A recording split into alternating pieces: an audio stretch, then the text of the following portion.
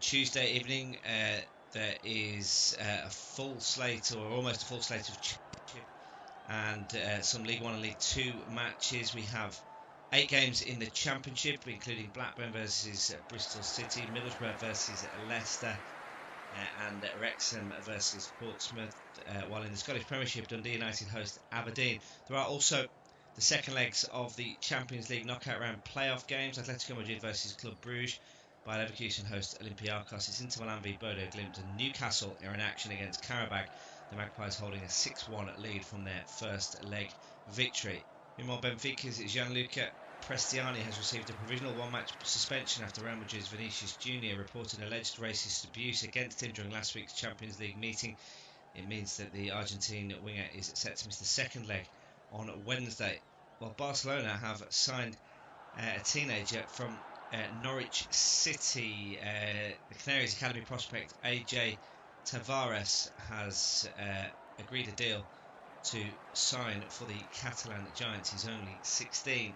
Moving on to boxing, and Manny Pacquiao and Floyd Mayweather have both agreed a professional rematch in Las Vegas on September the 19th. Mayweather recently announced that he was coming out of retirement, and two greats of the sport have agreed to fight once again. They first met back in 2015 in what was billed as the fight of the century, when Mayweather emerged victorious by unanimous decision. However, there is a little bit of scepticism about this latest fight, with Pacquiao 47 and Mayweather 48. In tennis, Jack Draper says that he is really proud after he beat Quentin Halys 7-6, 6-3 at the Dubai Tennis Championship, while Katie Boulter is into the second round of the Merida Open after a 6-4, 6-4 win over Beatrice Haddad-Maia. In cricket, the West Indies crushed Zimbabwe by 107 runs in the Super 8 stage, posting the second highest total in T20 World Cup history. And finally, in golf, Los Angeles Golf Club recorded a 7-3 victory over Atlanta Drive in the TGL. That's all for now. We'll have more later. Latest sports news on Tuesday. I'm Aidan Perkins. We'll start with football. Manchester United boss Michael Carrick has praised match winner Benjamin Sesko after he came off the bench to give United a 1-0 win at Everton on Monday evening. Carrick picked up another victory. That's 5 in his first 6 games in interim charge of the Red Devils. Afterwards, Carrick said of Sesko, he's patient and he understands that, but he's going to be a big player for us for a long period of time. I'm sure of that, so we must manage it, he said. It means that United are 3 points clear of Chelsea, staying in 4th in the Premier League table, but just 3 points now behind Aston Villa, directly above. On Tuesday evening, there is a full slate, or almost a full slate, of Championship and some League One and League Two matches. We have 8 games in the Championship, including Blackburn versus Bristol City, Middlesbrough versus Leicester, and Wrexham versus Portsmouth. While in the Scottish Premiership, Dundee United host Aberdeen. There are also the second legs of the Champions League knockout round playoff games. Atlético Madrid versus Club Brugge. Bayer Leverkusen host Olympiacos. It's Inter Milan v Bodo Glimt, and Newcastle are in action against Karabag. The Magpies holding a 6-1 lead from their first leg victory. Meanwhile, Benfica's Gianluca Prestiani has received a provisional one-match suspension after Real Madrid's Vinicius Jr. reported alleged racist abuse against him during last week's Champions League meeting. It means that the Argentine winger is set to miss the second leg on Wednesday.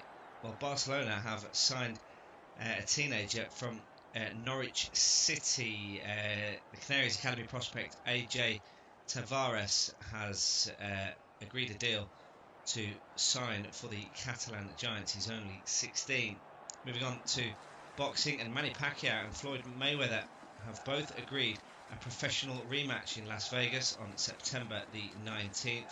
Mayweather recently announced that he was coming out of retirement, and two greats of the sport have agreed to fight once again. They first met back in 2015 in what was billed as the fight of the century, when Mayweather emerged victorious by unanimous decision. However, there is a little bit of scepticism about this latest fight, with Pacquiao 47 and Mayweather 48. In tennis, Jack Draper says that he is really proud after he beat Quentin Halys 7-6-6-3 at the Dubai Tennis Championship, while Katie Boulter is into the second round of the Merida Open after a 6-4, 6-4 win over Beatrice Haddad Maya.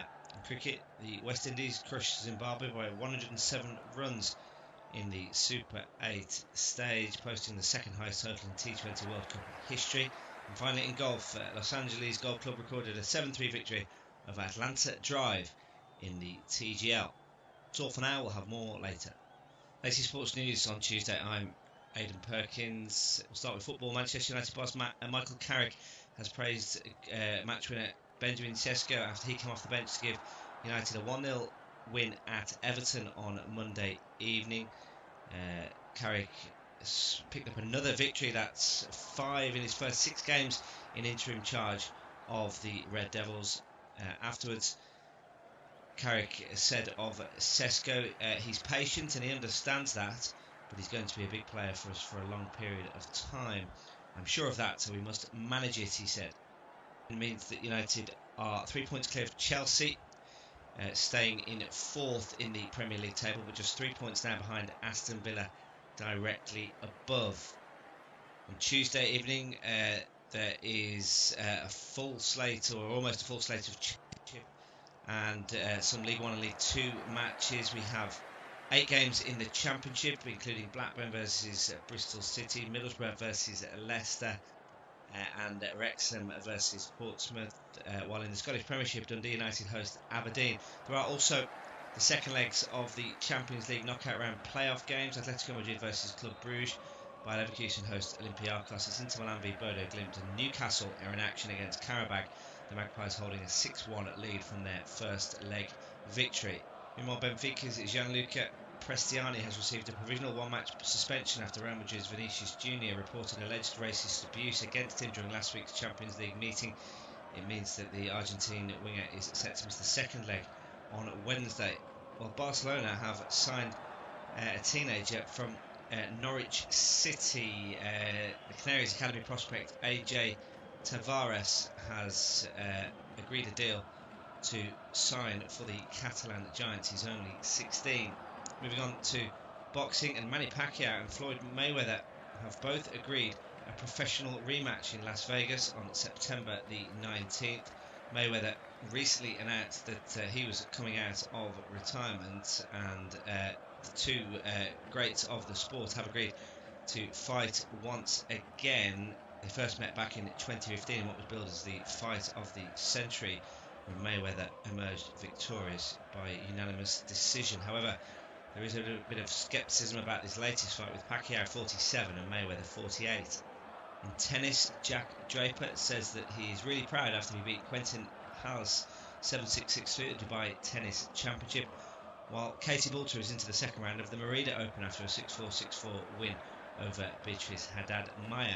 In cricket, the West Indies crushed Zimbabwe by 107 runs in the Super 8 stage, posting the second highest total in T20 World Cup history.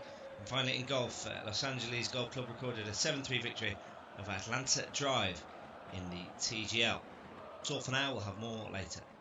Latest sports news on Tuesday. I'm Aidan Perkins. We'll start with football. Manchester United boss Michael Carrick has praised match winner Benjamin Sesko after he came off the bench to give United a 1-0 win at Everton on Monday evening. Carrick picked up another victory. That's 5 in his first 6 games in interim charge of the Red Devils. Afterwards, Carrick said of Sesko, he's patient and he understands that, but he's going to be a big player for us for a long period of time. I'm sure of that, so we must manage it, he said.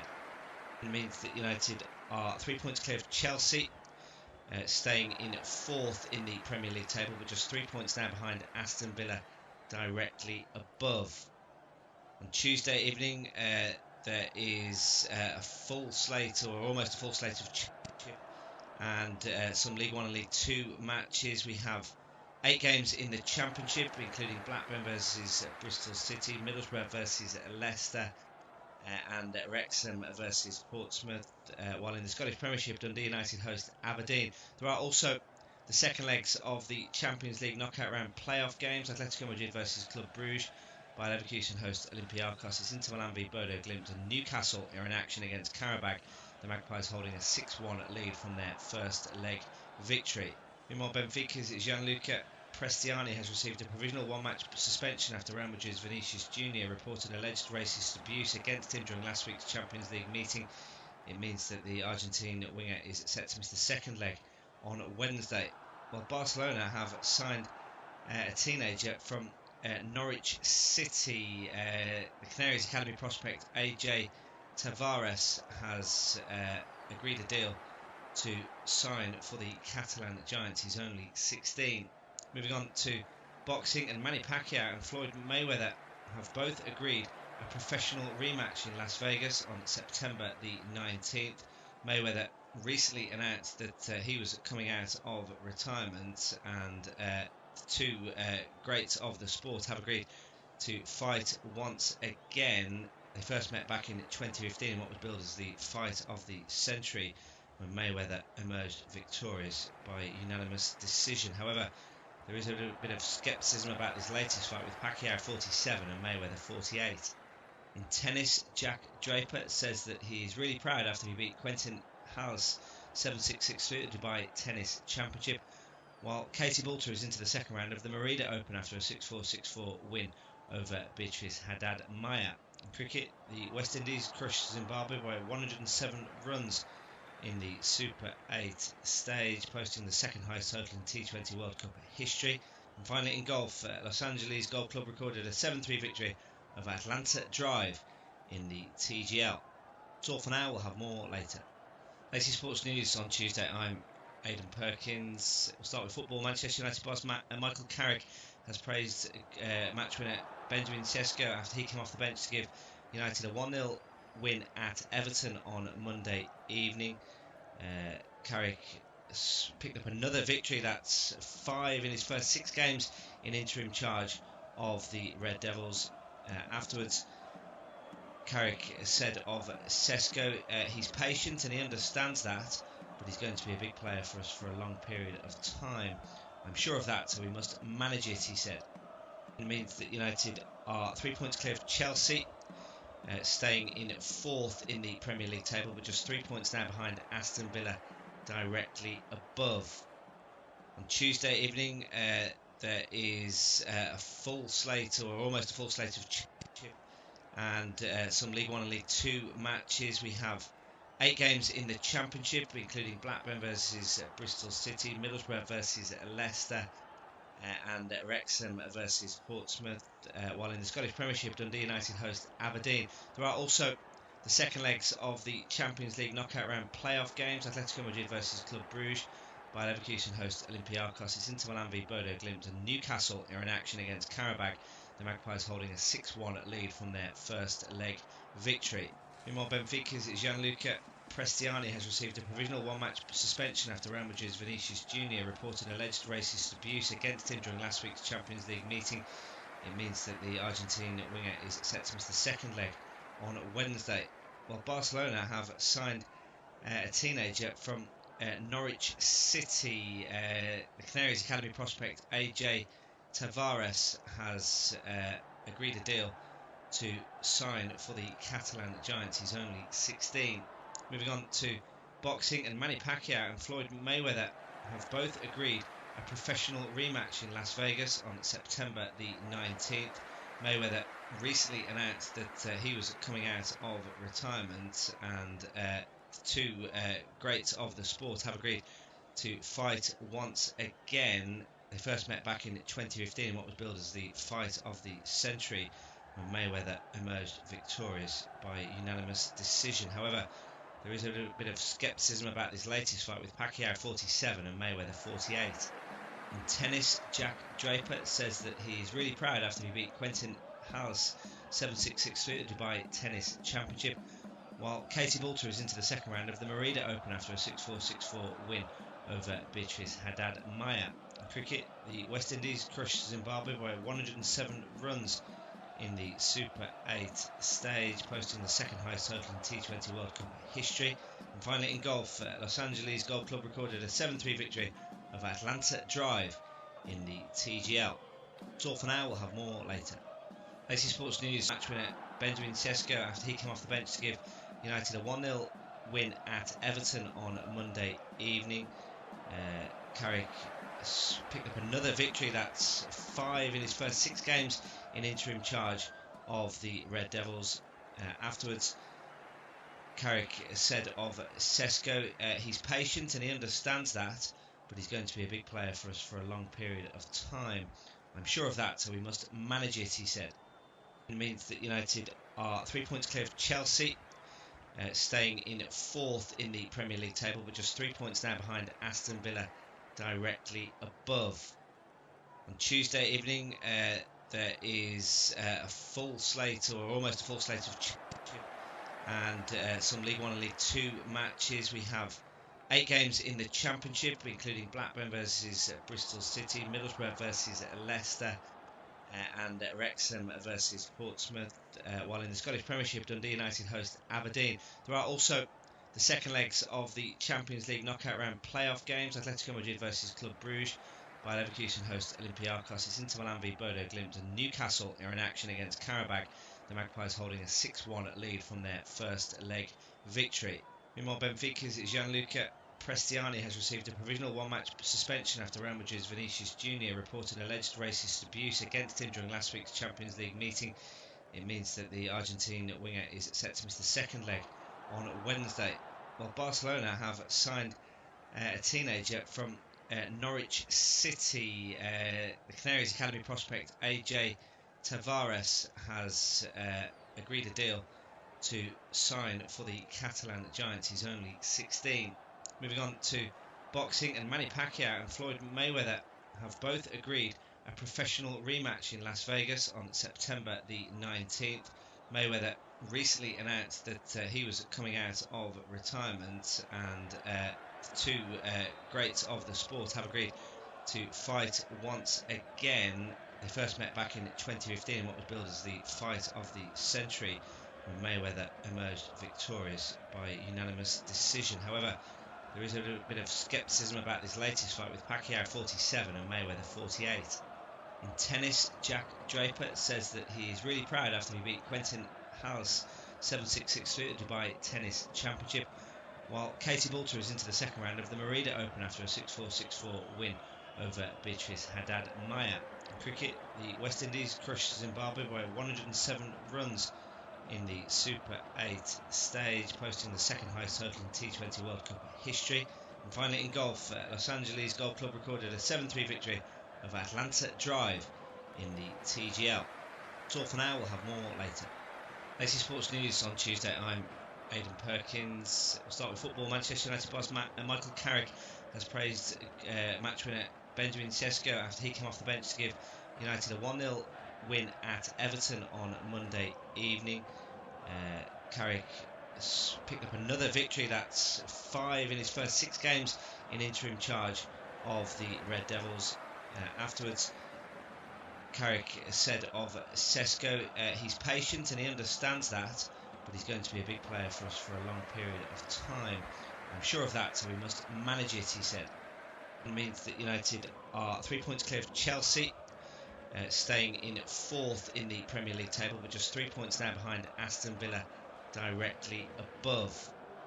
On Tuesday evening, there is a full slate, or almost a full slate of and some League One and League Two matches. We have 8 games in the Championship, including Blackburn versus Bristol City, Middlesbrough versus Leicester, and Wrexham versus Portsmouth. While in the Scottish Premiership, Dundee United host Aberdeen. There are also the second legs of the Champions League knockout round playoff games. Atlético Madrid versus Club Brugge. Bayer Leverkusen host Olympiacos. Inter Milan v Bodo Glimt, and Newcastle are in action against Karabakh. The Magpies holding a 6-1 lead from their first leg victory. Meanwhile, Benfica's Gianluca Prestiani has received a provisional 1-match suspension after Real Madrid's Vinicius Jr. reported alleged racist abuse against him during last week's Champions League meeting. It means that the Argentine winger is set to miss the second leg on Wednesday. While Barcelona have signed a teenager from Norwich City, the Canaries Academy prospect AJ Tavares has agreed a deal to sign for the Catalan Giants. He's only 16. Moving on to boxing, and Manny Pacquiao and Floyd Mayweather have both agreed a professional rematch in Las Vegas on September the 19th. Mayweather recently announced that he was coming out of retirement, and the two greats of the sport have agreed to fight once again. They first met back in 2015 in what was billed as the fight of the century, when Mayweather emerged victorious by unanimous decision. However, there is a little bit of scepticism about this latest fight, with Pacquiao 47 and Mayweather 48. In tennis, Jack Draper says that he is really proud after he beat Quentin Halys 7-6, 6-3 at the Dubai Tennis Championship, while Katie Boulter is into the second round of the Merida Open after a 6-4, 6-4 win over Beatrice Haddad-Maia. In cricket, the West Indies crushed Zimbabwe by 107 runs in the Super 8 stage, posting the second highest total in T20 World Cup history. And finally, in golf, Los Angeles Golf Club recorded a 7-3 victory over Atlanta Drive in the TGL. That's all for now. We'll have more later. Latest sports news on Tuesday. I'm Aidan Perkins. We'll start with football. Manchester United boss Michael Carrick has praised match winner Benjamin Sesko after he came off the bench to give United a 1-0 win at Everton on Monday evening. Carrick picked up another victory. That's 5 in his first 6 games in interim charge of the Red Devils.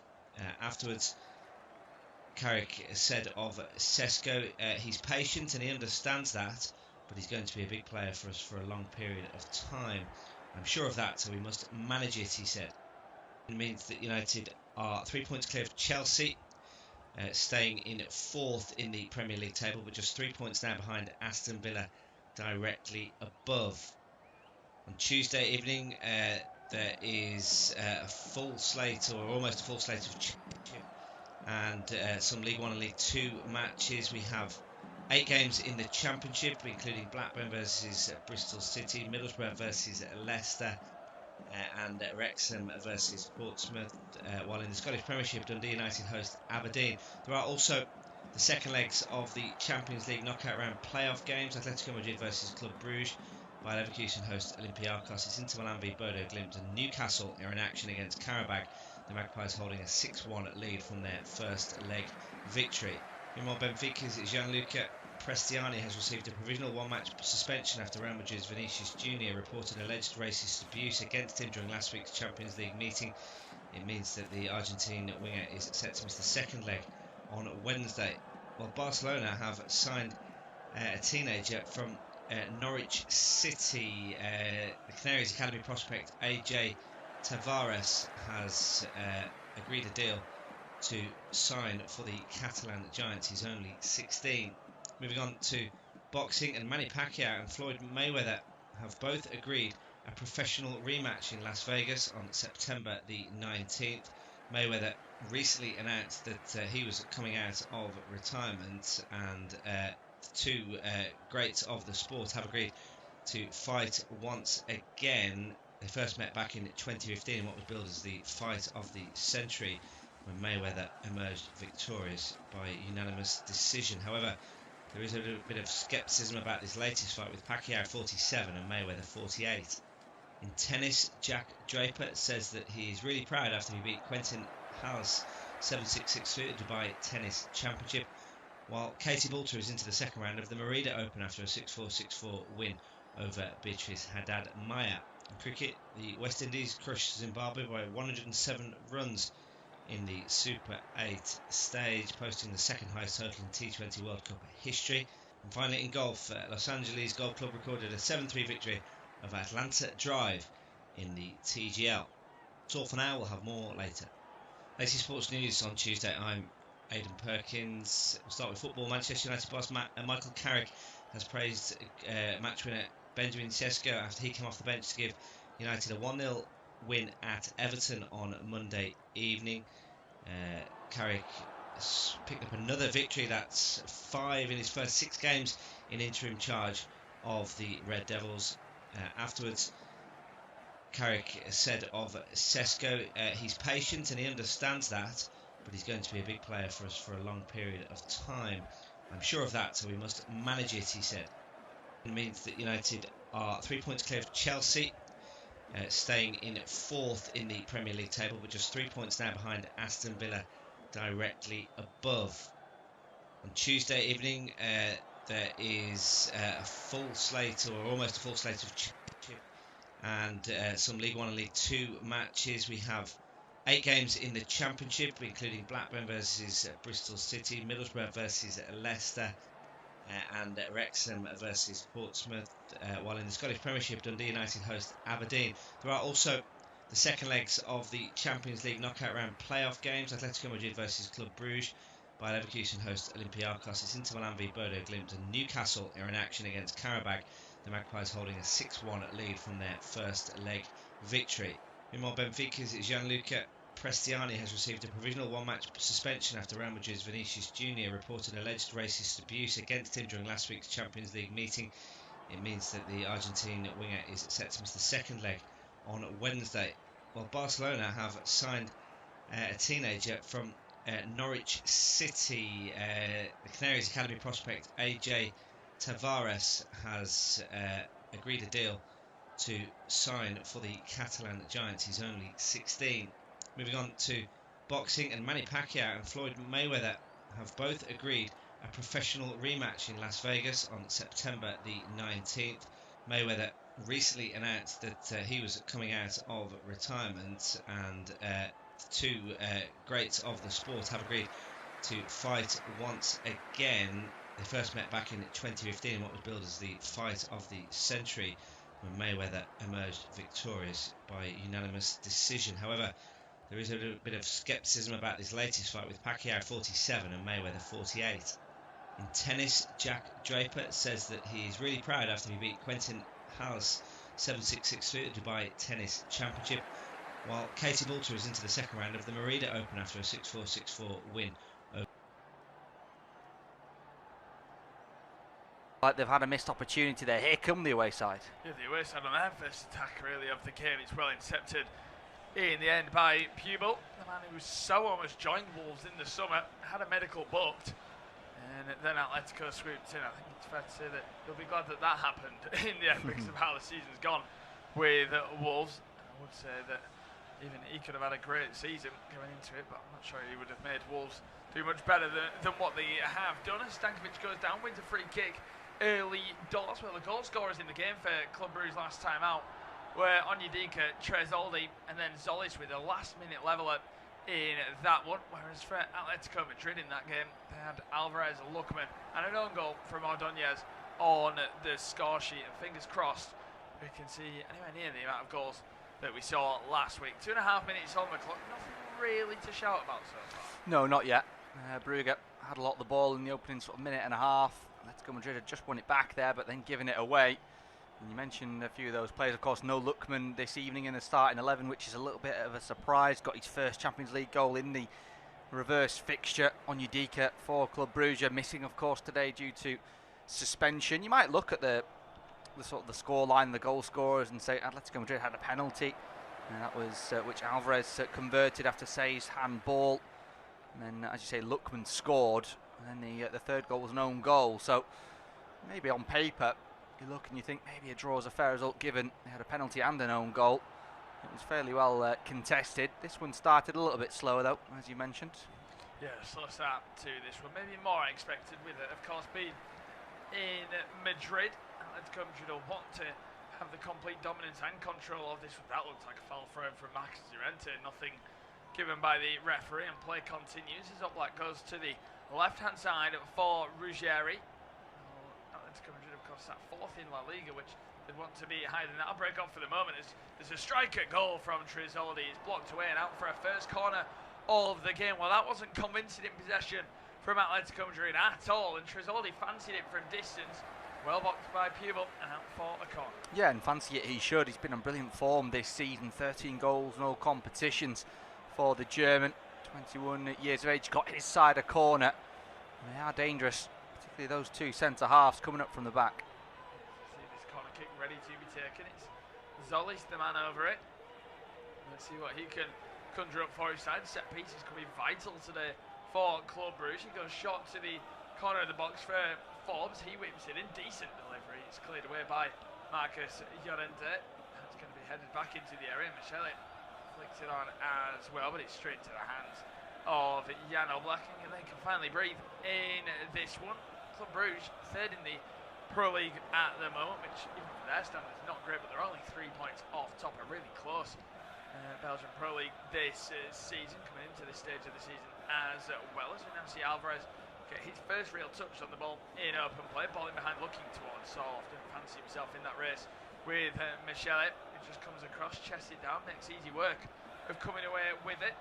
He's going to clear his lines as well. The experienced centre half. It's intercepted by Cardozo, very highly rated American midfielder from his time at Real Betis. Haven't really kicked on too much at Atletico Madrid. Has been a little bit in and out of the side.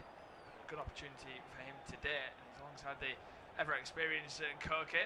Well, the ball has just gone out for a throw. And I can run you through the lineups for Simeone's side. He has Oblak in goal. Back four of Llorente, Pubel, Hanker and Ruggieri. Midfield for Simeone, Cardozo, Koke and Baena. And front two of Soloff and Alvarez. Whereas for the Belgian side, they have Mignolet in goal. Back four of Saba, Ordonez, Michele and Sez. Midfield three of Stankovic, Vetlesen and Van Aken. And front three of Forbes and Zolis, either side of Tresoldi. Leading the line 6 minutes into this, and it's yet to really get going. It hasn't, but I think it's been a good start from Club Brugge. They'll be really happy. 6 minutes in, they've had the majority possession, they've had the only corner, they've had the only shot as well up until this point, albeit that shot was blocked at pretty close distance by Atletico Madrid. But they'll be really happy, the away side, with the way the game has started. They've looked a little bit more comfortable. Atletico Madrid have not really had an opportunity to settle. We don't have the benefit of the audio inside the Metropolitano this evening, but I imagine the crowd has quietened down ever so slightly given the start from the visitors. Yeah, Forbes looks to get the better of his man, but a little bit too narrow of a pass back down the channel, and here come Atletico looking to counter. It's Julian Alvarez, nice touches from him to find it in the middle of the park. Koke then finds Soloff. There's not a lot of attacking options, but Simeone is making the run on the right-hand side. Soloff finds him. And here is Simeone, who's still driving forwards himself. He's got a fantastic goal in a game I covered of Atletico Madrid recently away at Galatasaray in the league phase. And here's Simeone again with a decent ball into the area, headed away by Club Brugge centre half. Michele, who started pretty busy in this one so far, as we now see Hanko goes across towards Cardozo. It's going to be with Pubel once again. 7 minutes on the clock, 0-0, but 3-3 on aggregate. It's Simeone, ball down the line's a decent one for Koke to try get on the end of. He puts it across the face goal. Baena, great touch to allow the shooting opportunity. A bit of a tight angle. He fancied it himself and he puts it miles over the bar. But a first chance for Atletico. Yeah, first effort from the home side. That's more like it from them. Brilliant down that right hand side with Simeone, as you mentioned, in towards the area. Alex Baena does well just to find a yard in truth, because the defender's right there on top of him in Michele. Gets the shot away, bit of a swipe, it's over the bar. But as you say, it's a first effort from Diego Simeone's side. They'll be happy with that reaction. He will be. You see a forward ball goes in towards Oblak. Looked like he was just in his area there. Maybe he could have picked it up. Maybe he thought he was a bit on the edge, didn't want to take any risks. I guess 8 minutes into a game like this, there's no point taking risks like that. He has to kick it straight out for throwing. Unconvincing. Yeah, I think it's the pace of Carlos Forbes that just asks him a question in his own mind. He is so pacey, the Portuguese. One cap for Portugal, as you mentioned before, previously on loan at Wolves. Didn't really sparkle in the Premier League.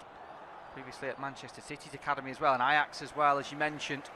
He's a real danger though. He was brilliant in that draw at home against Barcelona in the league phase, and here he is. Yeah, and he's playing his best senior football at Club Brugge, that is for sure. As we now see Sabe looks for a ball into the penalty area. Well, headed away. He was so highly rated, was Forbes, in the academy of Manchester City. Never got that chance really. There's a strike from distance. It's a venomous hit as well, but it's straight down the throat of Jan Oblak. I believe it was Stankovic from distance. It was. He fancied it.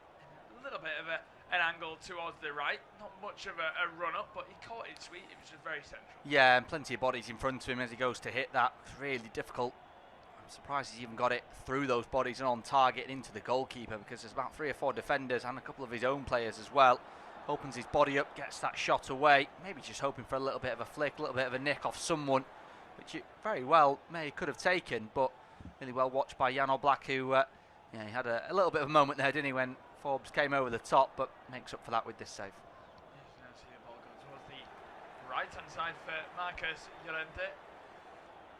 Simeone back to Koke again as we approach the 10th minute of this one. Still 0-0. A couple half chances for either side, but nothing really too big to rave about so far. As we now see Simeone picks it up deep. He finds Llorente, looks for a potential 1-2, but Llorente is going to drive forwards into midfield, something he's comfortable doing, being a midfielder for a lot of his career. But Simeone over the last few years just deploying him as a right back that little bit more.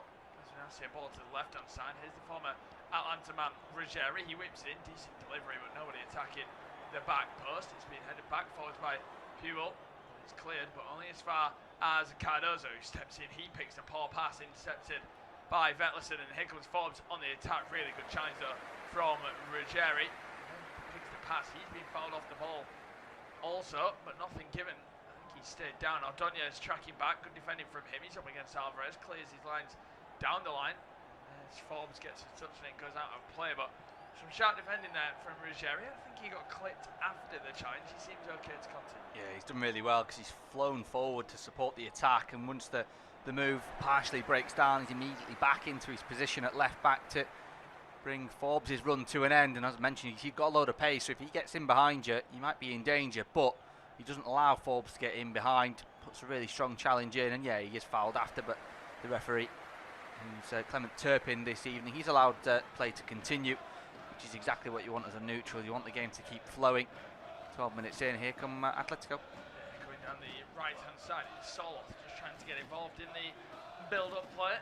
The big striker. The ball is switched out to Ruggeri. He's such an attacking fullback, isn't he? He used to play left wing-back for Atlanta. Of course, it's very different at Atletico Madrid. You've got to be that little bit more structured defensively. He's 4 at the back, so he doesn't have as much of that freedom. But Simeone, every time I've seen him, still wants him to have that attacking freedom. I guess it's just you have to be that little bit more space aware, you could say, have that more spatial awareness. The ball goes towards the left-hand side.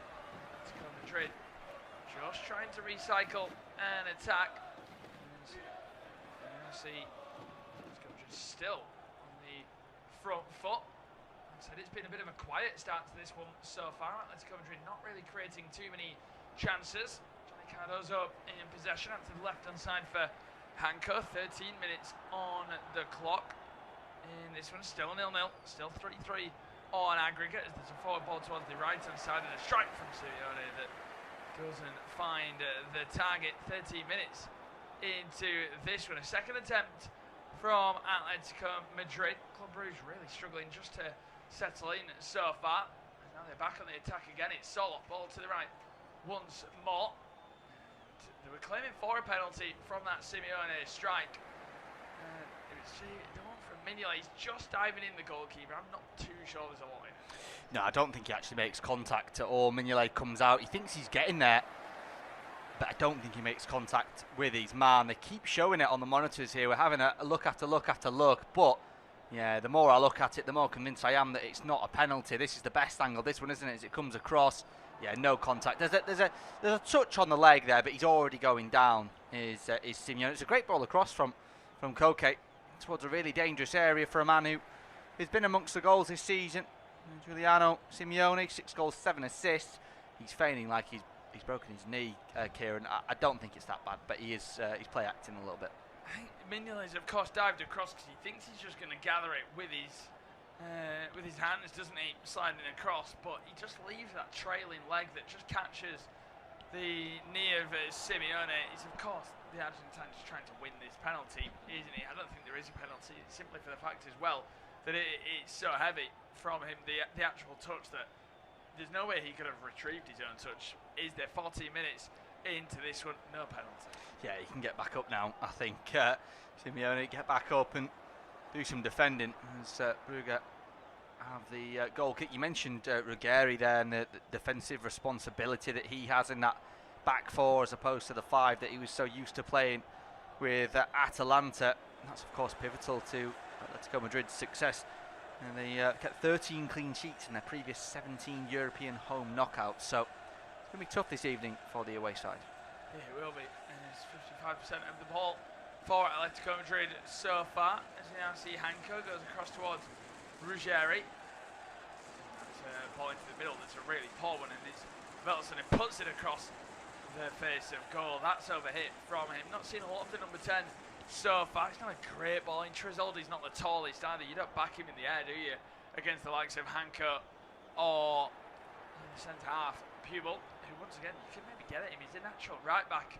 But he's played centre half a lot for Simeone. See the ball ricochet in the middle for Cardozo again.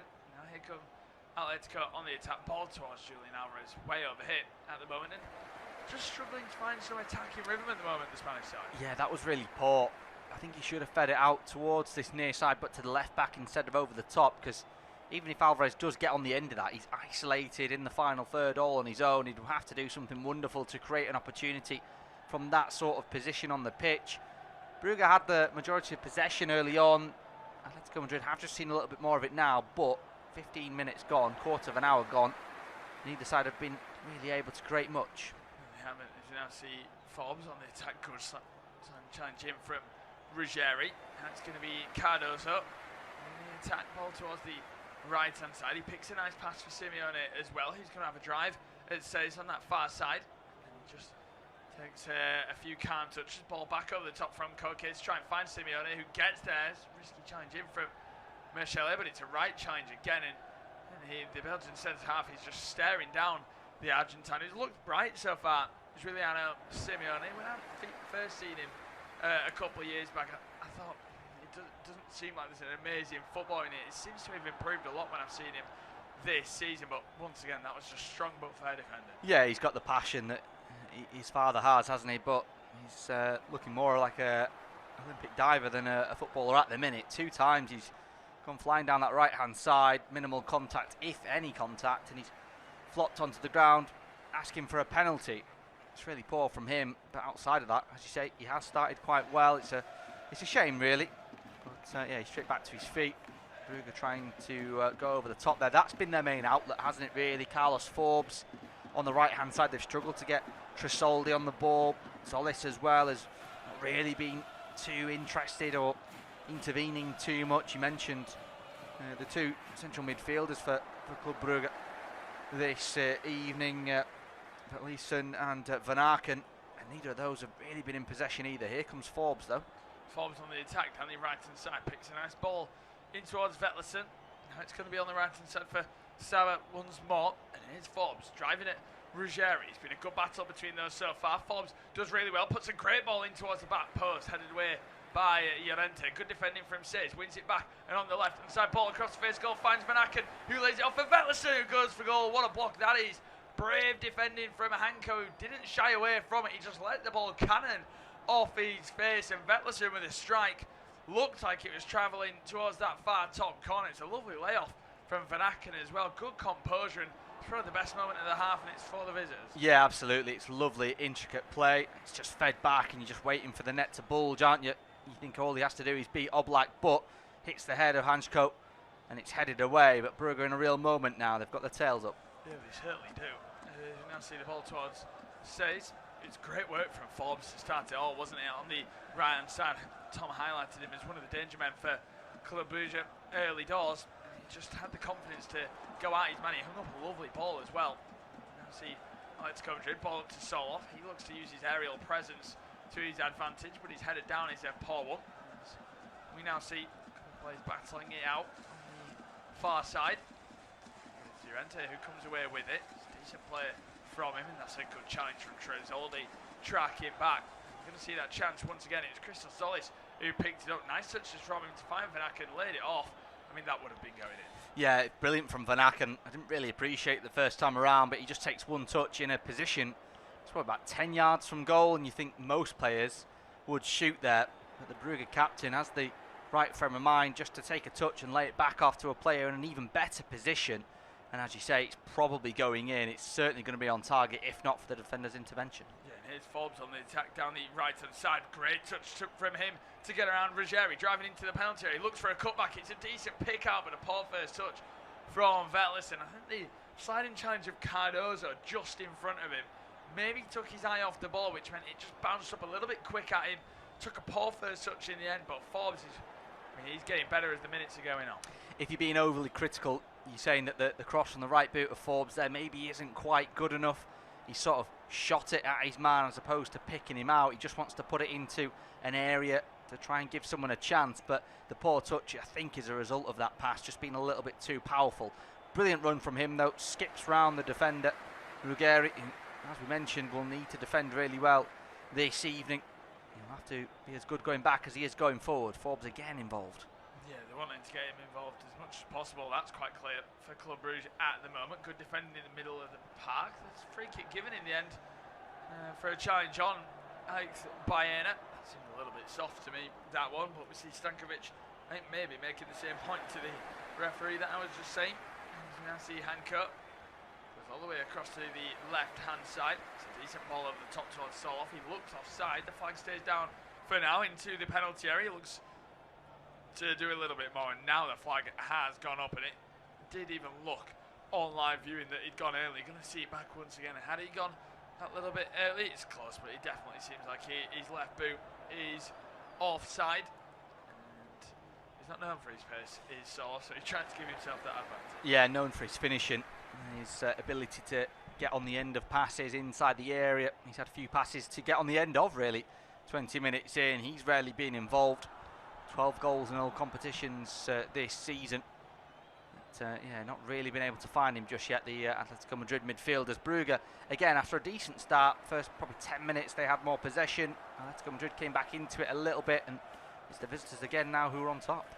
Yes, I see a ball towards the right-hand side. It's going to be Saba for Forbes again. They're just wanting him involved, aren't they? And what a touch that is. He absolutely skins Ruggeri. Now Hanko goes across to try and help him, and he gets the job done. But brilliant defending from Hanko, covering. He didn't almost have the worry about leaving his space at centre-half. He's played left-back a lot in his career, has Hanko, but Ruggeri having a hard time against him because that little, it was a little dink touch over the lunge boot of Ruggeri just to skip away from him. That's a poor ball from Hanko as well. It's a good duel between those two so far, but over the last 5 minutes, Forbes is definitely enjoying it more. Yeah, absolutely. He's getting the better of him at the minute, Forbes, and without the help of his centre-half, I've been in trouble there, Ruggeri, because he was in behind. I think Forbes just needs a little bit more support from Trisoldi, and maybe one of those midfielders as well, because when he gets the ball round the defender, he's having a look, and he's got a few options inside the box. There's a headed flick on going to the hands of Jan Oblak, but with that, 22 and a half minutes on the clock, we've reached the halfway stage of this first half. Well, there's not a lot of chances to bring Yabrik off at the moment, because Soloff then goes for goal. He's striking, it's been fumbled by the goalkeeper. It is a goalkeeping howler from Simon Mignolet. And Soloff wheels away. He does almost the Jude Bellingham celebration right as I was about to pass over to Tom. It's a hard and powerful strike. It's low, but it's straight down the throat of the goalkeeper, who spills it into his own net. I cannot believe what we've just seen. It'll be Tom to take you through to half-time, and it's 1-0, and it's a gift. Yeah, I'm not quite sure how that's gone into the back of the net. We were just saying that this man, the Norwegian international, Alexander Soloff, has been little involved in the opening half of the first half. He shrugs the defender off ever so slightly, finds a yard, hits one with his left. It's speculative at best, isn't it, from Soloff, just inside the area. It looks meat and drink for Simon Mignolet. It's anything but in the end. It bobbles somehow off his hand, over his body and into the back of the net to give Atletico Madrid the lead. It's Atletico Madrid 1, Club Brugge 0. I'm not quite sure how much Alexander Soloff can celebrate that one, given all he did was really swing a left boot at it. It wasn't the best shot in the world, but he doesn't care.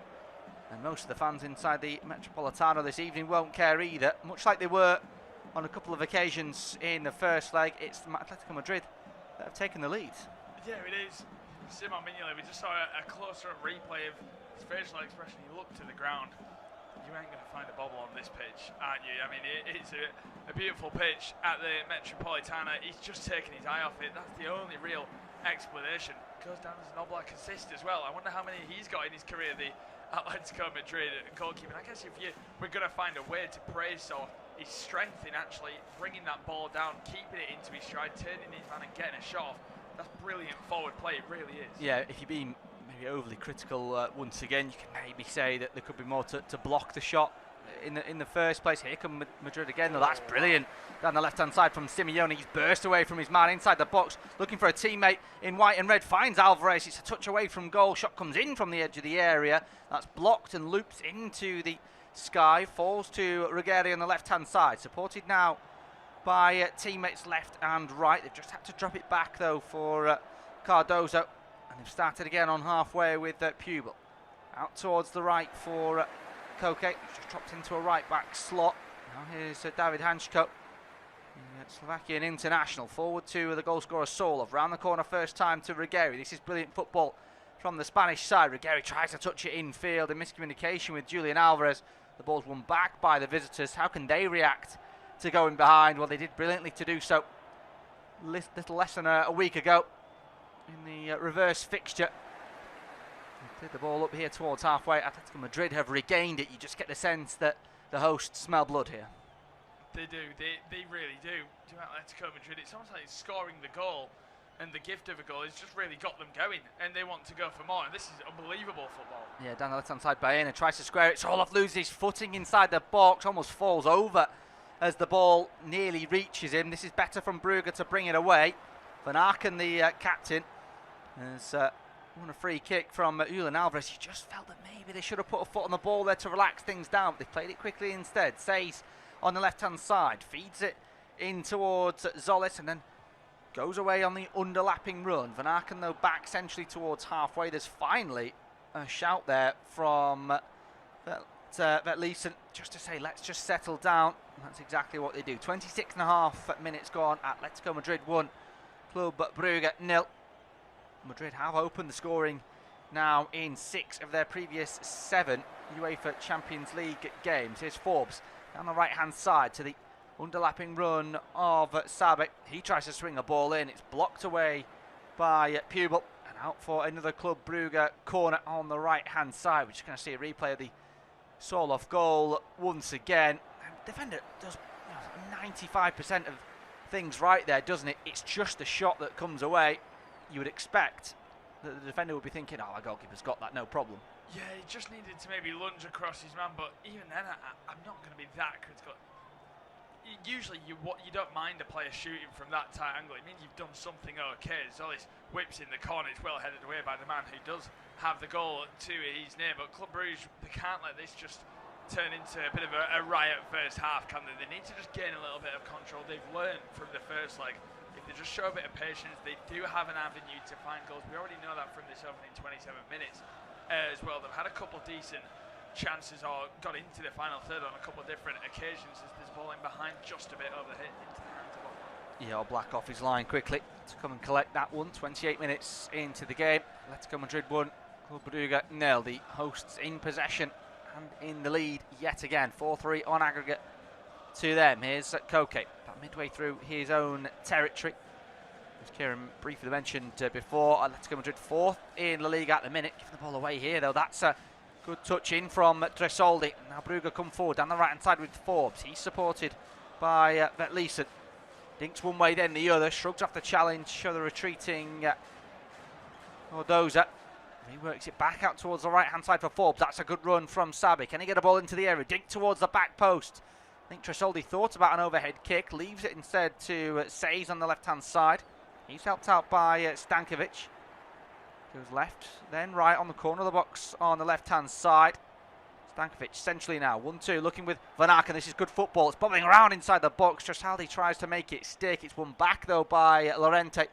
Atletico Madrid can clear their lines. Out for a throw in on the right-hand side. It's a decent response from the visitors. Yeah, some nice passing. They look confident in possession when they have it, Club Brugge. Some really good technically gifted players at their disposal. We've not seen enough of Van Aken for my liking. I think he's a fantastic player, really underrated as well. I think he could have played at a way higher club level throughout his career. I think probably a player who's been happy to stay at Club Brugge, though. It strikes me as one of those type of players at the club, so he's probably had his interest over the years, but we've not seen enough of him through the middle so far. Ball from Ruggeri is a good one for Baena on the left-hand side.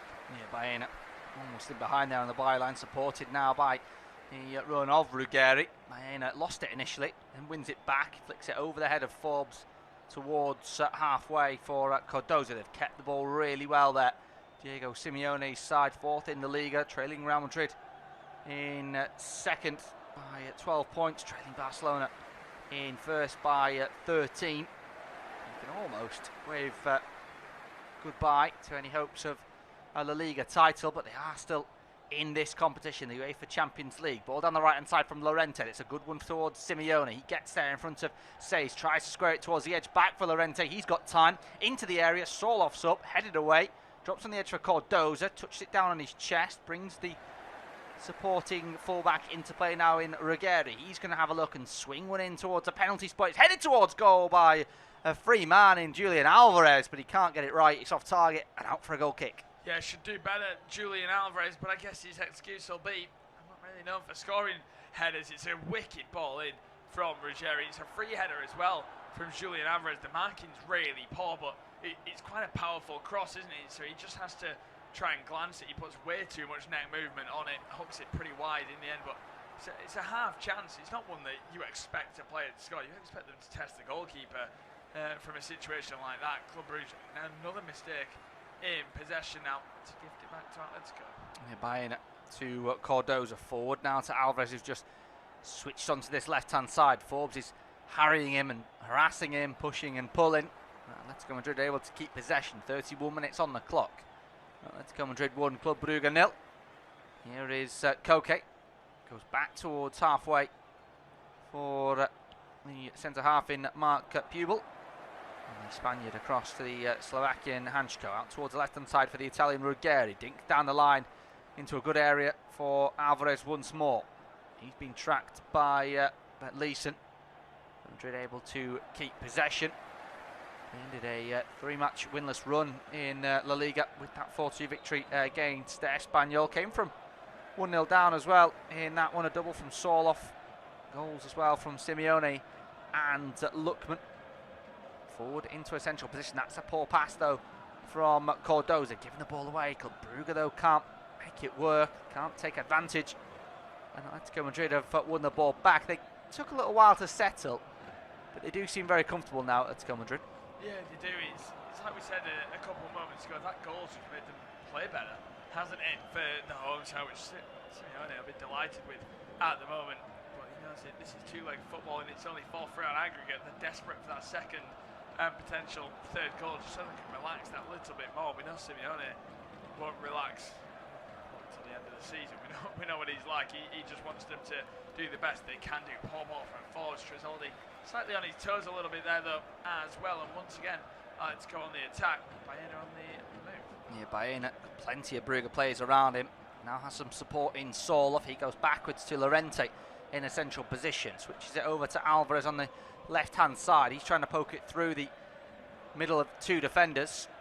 He managed to keep the ball after an initial block. Cardozo out towards the right now. Koke just zips it into the feet of Simeone. He thought about swinging a ball in. Goes centrally instead to Llorente. Corner of the box on the right-hand side. Let's go Madrid lead by a goal to 0. Here's Koke again to Ruggeri. Moves it back inside to the goal scorer Sorloth. Now on the left flank. Atletico Madrid just looking for an opening, but Club Brugge are standing firm, defending well. Here's Sorloth, goes back to Ruggeri. Inside now to Hansko. He made a run forward a few minutes ago. Ball never came to him. He's back in position now. Here's Koke on the right-hand side. Right back slot, back centrally once again. Madrid keeping the ball well. Brugge doing well just to keep them at arm's length at the minute. But here's Llorente in behind. Goalkeeper Simon Mignolet quickly off his line to come and collect that one. Yeah, it's better goalkeeping from Mignolet. He's an experienced goalkeeper. He won't let that mistake get it to his head too much. I mean, he had a lot of critics at Liverpool, didn't he, for similar mistakes to that one. So they're just trying to crack on with it. Club Brugge haven't really been able to respond to that goal as of yet, but away from home at Atletico Madrid, it's really tricky. They've just got to stay in this game, which is exactly what they're doing. On the left-hand side, Zolis, the former Norwich man. He's another really dangerous player at Club Brugge, especially in this competition that we've just not seen enough of yet in this one. But a corner coming up. Yeah, once of Norwich. He has 26 goal contributions in all competitions this season. 30 caps for Greece as well. He's won his side a corner with 10 minutes to go in the first half. Atletico Madrid 1, Club Brugge 0. Out towards that left-hand side. It's a left arm in the air then from Zolis, although he's just been asked to pause there as... is it the centre half? It is, isn't it? Brandon Michele. He's got blood pouring from his nose. He's going to have to seek medical treatment. The referee, is he going to allow play to continue? He is indeed. He's asking the corner to be taken. So one of the players that surely Zolis would be aiming for, he's not available. Left arm in the air. Right foot at the ball towards the penalty spot. Headed away by Atletico Madrid. Alvarez knocks it forward further. They've given possession away though. It's won back by Club Brugge. Man down on the edge of the box. Referee says play on as Zolis has it once again. There's a touch off the toes of Lorente. And out for another corner. Yeah, another corner. It's Ordonez who went off with the bloody nose. I think he'll be wanting to get on for this corner because one of the centre halves, I mean, that's the point of the corner. You get your centre backs up and you aim for the big plays. I believe Turpin's just waiting for him to come back onto the field of play. So received that little bit of treatment now.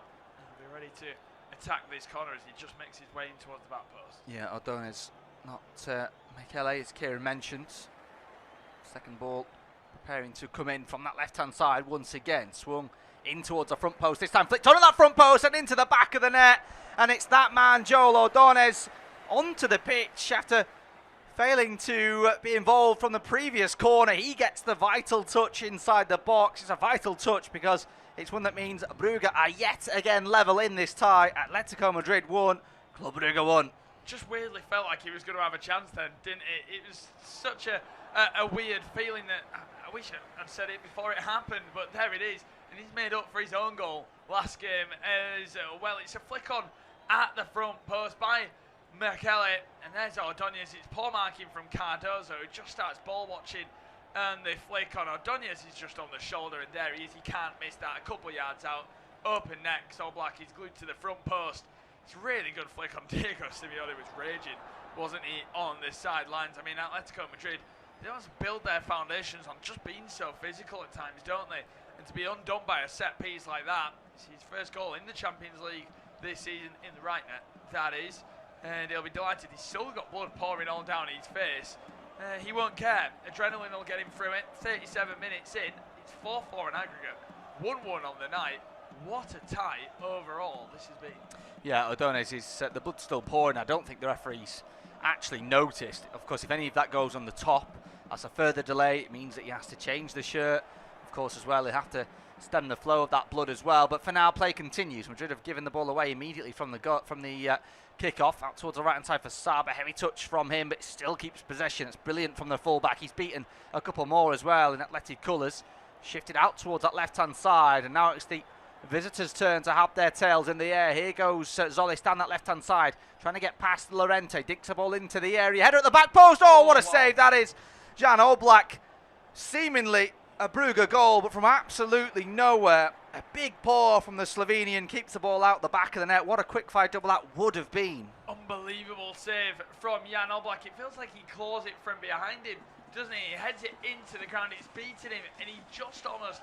He dives backwards a little bit, hooks his left arm across, and then forwards, and he just claws it off the line. It's unbelievable goalkeeping. I guess maybe if Ellison could aim for that corner a bit more, it's pretty central. I guess the power down from the ground is what makes it so hard for Oblak. A little bit wider, a little bit more in the corner. He's currently celebrating 2-1, and it'd be an incredible comeback. A little bit like when Atletico Madrid went 1-0 up in this game. The side that are scoring then go on to play better as well for the next 5 minutes. The same's just happened with Club Brugge. They'll be really frustrated. They've not just taken the lead, but they can use this all for confidence because they've got their tails up now. Yeah, Atletico Madrid were runners-up in 2014 and in 2016 in this competition. If they're to go that far, if they're to go one further this season, they'll look back on that moment and say that was absolutely crucial in getting us thus far. Jan Oblak with one of the best saves you're likely to see in any competition all season. He's absolutely brilliant to deny Hugo Vetlesen, the Norwegian international. Here's Van Aken to that man. Vertleesen out towards the right-hand side now for O'Donis, who is still playing despite that blood trickling from his nose. He's the goal scorer that's got Club Brugge back in this one. It's been an excellent 40 minutes so far. Atletico Madrid 1, Club Brugge 1. You're listening to Off-Tube, independent studio-based commentary. Here's Madrid now. Baena, he's challenged well by O'Donis. Referee's blown his whistle. He's going to give a free kick. He's going to give a yellow card as well to Joel O'Donis. I can imagine Kieran, he probably thinks he's got in too hard there, but it's a harsh decision for me. I think Hanko's making the point. You need to play advantage as well, because Atletico Madrid were well and truly on their way. Is that a yellow card? I don't know. He clicks him on the toe, doesn't he? We've seen that save again. I mean, it's an unbelievable save, because he actually loses his left boot at one point as well. Well, as in, like, he loses his foot in with his left foot. Does Jan Oblak, which is why he drops pretty early. We're just seeing Ordonez, he's just been given a towel as well. He's just been booked moments after scoring. Still got blood pouring from the nose. But yeah, Atletico Madrid, I thought a bit hard done by. The referee could have definitely played advantage, but he's across the face of goal. Hanko makes a mess of it from the free kick, and it's out for a goal kick for the Belgians. Yeah, Ivan Leko, the Club Brugge manager, the Croatian, had over 500 appearances as a player, including 98 in the league for Club Brugge and 13 caps for Croatia. Even in all that time, I can't imagine he's seen a better save than the one that Jan Oblak has just produced to deny Brugge a quick fire second. Play back underway from the goal kick. 41 minutes on the clock. 1-1. O'Donis forward towards the right hand side. Forbes misses out to Ruggeri. Here is Cardoza. Brilliant touch from the USA international to get away from his man, but he can't get past Vertleesen. He's tackled him and the ball's out of play for an Atleti throw. Backwards towards Hansko, who's absolutely flying forward in this game at times. Centre half, but as Kieran mentioned, has played left back before. That's a good run from Lorente into the area from him, but it's met by Simon Mignolet, who's quickly off his line. I think if I'm again being critical, Kieran, Solov doesn't really make a move towards the ball there. Yeah, no one does for Atletico Madrid. I think the movement in the area has been pretty poor. I think Julian Alvarez has been pretty non-existent, hasn't he, in terms of not really getting involved in the build-up. He's not in and around the penalty area for chances, for crosses that are coming in. So the Argentine will be frustrated at the moment, but he's got to work his way into this game that little bit more. It feels like it's Club Brugge. The positive is they're keeping him quiet. One of the main men on the pitch, and we've barely said his name so far, but Julian Alvarez, they've got to get him involved. Club Brugge matching Atletico Madrid at the moment. Madrid, as I mentioned, 2 times runners-up in recent years. They have won the Europa League twice as well recently, in 2012 and in 2018, beating Bilbao and Marseille. Here goes Solov down the left-hand side, goes one way then the other, releases a strike with his left boot, and that was much better than the one that actually led to the goal. Does that hit the woodwork? I'm not too sure. It looked like, to me on live viewing, he just lashed it wide. We're going to see the replay of it once again. Yeah, It's just high and wide in the end. It's pretty similar angle to where he actually scored from. This time he tries to go for power towards the top corner, maybe throw off the goalkeeper a little bit as well. 43 minutes on the clock. 1-1, 4-4 on aggregate. The Club Brugge players have been through their warm-ups in preparation for the second half. But it's lovely footwork from the big man in the build. It certainly was. He's just getting the better of those 2 centre-halves at the moment. Here goes Forbes down the right-hand side. It's one back, though, by Ruggeri. He just dinks it forward towards halfway. O'Donis in the back of Alvarez, and Brugge have won back possession. Here's Vertleesen to Stankovic. Seen little of him in this game. He gives it to Van Aken, the captain. Tries to wriggle away from the challenge of Alvarez, who just gets a toe on it. Puts Brugge under a little bit of pressure, but Sage is there to keep possession. He goes forward down the left-hand side, in towards Vertleesen. Good turn from him. Sprays the ball over the top, and every time they're looking towards the Portuguese Carlos Forbes. He brings it down brilliantly on his chest. He's got a man to beat. Cuts in on his favoured left. Supported now by Stankovic. Back to Forbes on the byline. On the right-hand side, he's got a player to beat. Stankovic again into the area. Deflected. Drops at the feet of Zolis on the left-hand side. Can he find room for a shot? He's got 2 in front of him. Squares it towards Vertleesen, who gets the shot away on target. But a comfortable save in the end. And maybe, again, Vertleesen should do better. Yeah, he should. I think what he's tried to do is that he's almost let the ball meet his foot and then he just guides it, and he's thinking if he hits the target, hopefully he generates enough power. But it's a team effort. He's had 3 great chances this half as Retlison. The first one was brilliantly blocked. The second one, his header was brilliantly saved, even though maybe he could have found the corner mark. And that one he could have done a lot better with great composure from Zolis again. We need to see a bit more of the Greekman on the left-hand side. I don't think it's necessarily his fault that we haven't. The side have predominantly gone to the right-hand side for Forbes, haven't they? But they've got some really dangerous forwards at the disposal. Yeah, Forbes again on the right-hand side. Said his name more than most in this game so far. Beats his man, cuts back onto his left, then has to square it back essentially for Ordonez, the goal scorer. 45 minutes have now been played. Madrid 1, Brugge 1. Forbes again swings the ball in towards the edge of the area. It's an interesting delivery. They've managed to keep possession with saves on the left-hand side, as the fourth official indicates a minimum of just 1 minute added on at the end of this exciting, this tantalising second leg in the UEFA Champions League knockout. 4-4 on aggregate. Someone's got to win. Towards the right-hand side for Forbes. Who will it be? Here comes the Portuguese. Cuts back onto his left. Squares it now for Van Aken. He's held up, supported by Saab. On the byline once again. Cuts away from danger. Forbes flicks it back. Madrid doing ever so well just to defend their box at the minute. No balls coming in. And they've won the ball back as well. Forbes is offside. That'll be a Madrid free kick. Into the final few seconds of this first half. Brugge were behind, as they were on 2 occasions in that first leg, but they'll go into the break level with Atletico Madrid. They put themselves in a really good position, Kieran. Yeah, exactly that. And Jan Oblak, what a busy half he's had. An assist and a brilliant save. And there's the half-time whistle then from Clement Turpin to signify the end of the first 45 minutes. A brilliant first 45 as well. Soloff a little bit fortunate to beat Mignolet for the opening goal. That lead didn't last long though before Ordonez scored from a corner. Half-time, Atletico Madrid 1, Club Brugge 1.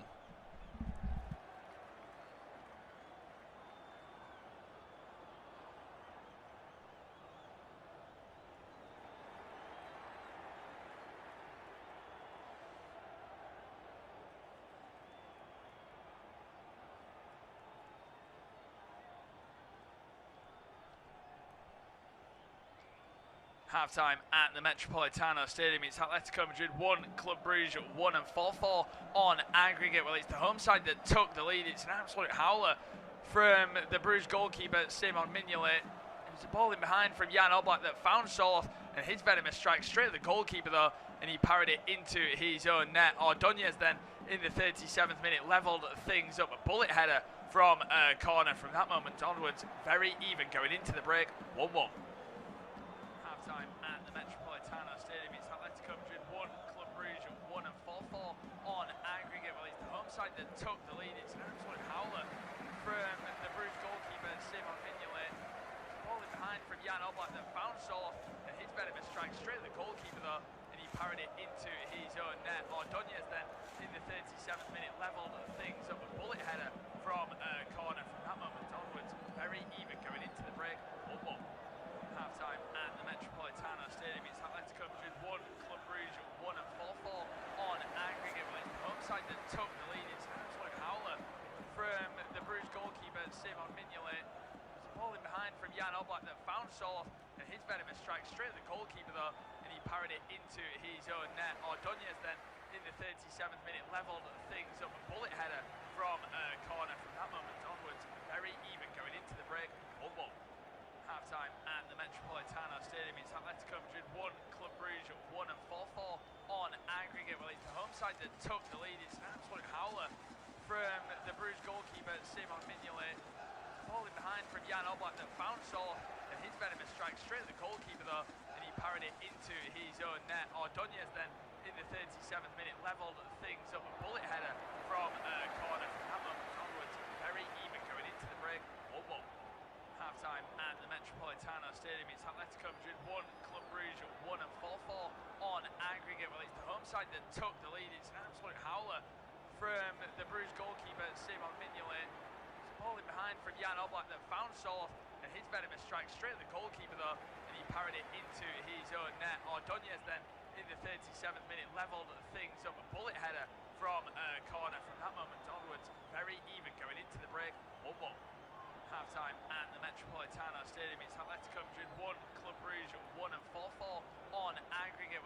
side that took the lead. It's an absolute howler from the Brugge goalkeeper, Simon Mignolet. It's a ball in behind from Jan Oblak that found Soth, and his venomous strike straight at the goalkeeper though, and he parried it into his own net. Ordonez then in the 37th minute levelled things up, a bullet header from a corner. From that moment onwards, very even going into the break. 1-1. Half-time at the Metropolitano Stadium. It's Atletico Madrid 1, Club Brugge 1, and 4-4 on aggregate. Well, it's the home side that took the lead. It's an absolute howler from the Brugge goalkeeper, Simon Mignolet. It's a ball in behind from Jan Oblak that found Soth, and his venomous strike straight at the goalkeeper though, and he parried it into his own net. Ordonez then in the 37th minute levelled things up, a bullet header from a corner. From that moment onwards, very even going into the break. 1-1. Half-time at the Metropolitano Stadium. It's Atletico Madrid 1, Club Brugge 1, and 4-4 on aggregate. Well, it's the home side that took the lead. It's an absolute howler from the Brugge goalkeeper, Simon Mignolet. It's a ball in behind from Jan Oblak that found Soth, and his venomous strike straight at the goalkeeper though, and he parried it into his own net. Ordonez then in the 37th minute levelled things up, a bullet header from a corner. From that moment onwards, very even going into the break. 1-1. Half-time at the Metropolitano Stadium. It's Atletico Madrid 1, Club Brugge 1, and 4-4 on aggregate. Well, it's the home side that took the lead. It's an absolute howler from the Brugge goalkeeper, Simon Mignolet.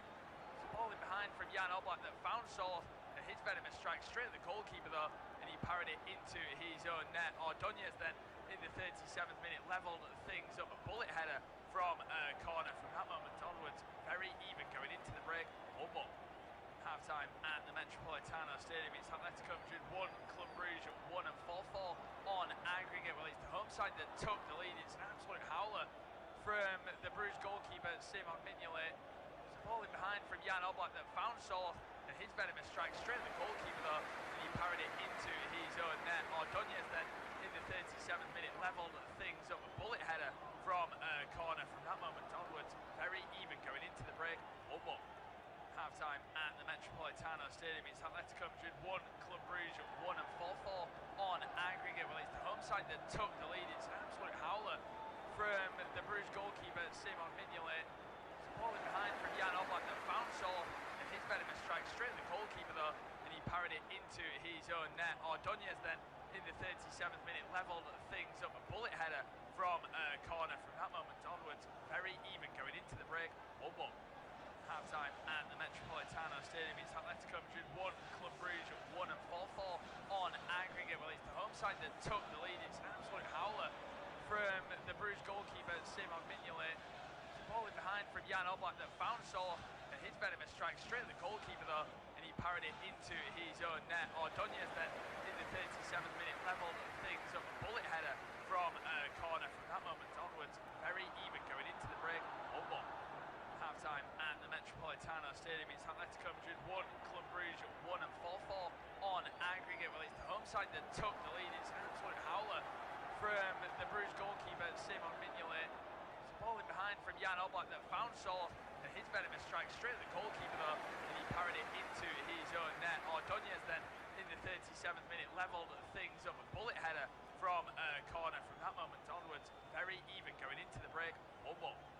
Half-time at the Metropolitano Stadium. It's Atletico Madrid 1, Club Brugge 1, and 4-4 on aggregate. Well, it's the home side that took the lead. It's an absolute howler from the Brugge goalkeeper, Simon Mignolet. It's a ball in behind from Jan Oblak that found Soth, and his venomous strike straight at the goalkeeper though, and he parried it into his own net. Ordonez then in the 37th minute levelled things up, a bullet header from a corner. From that moment onwards, very even going into the break. 1-1.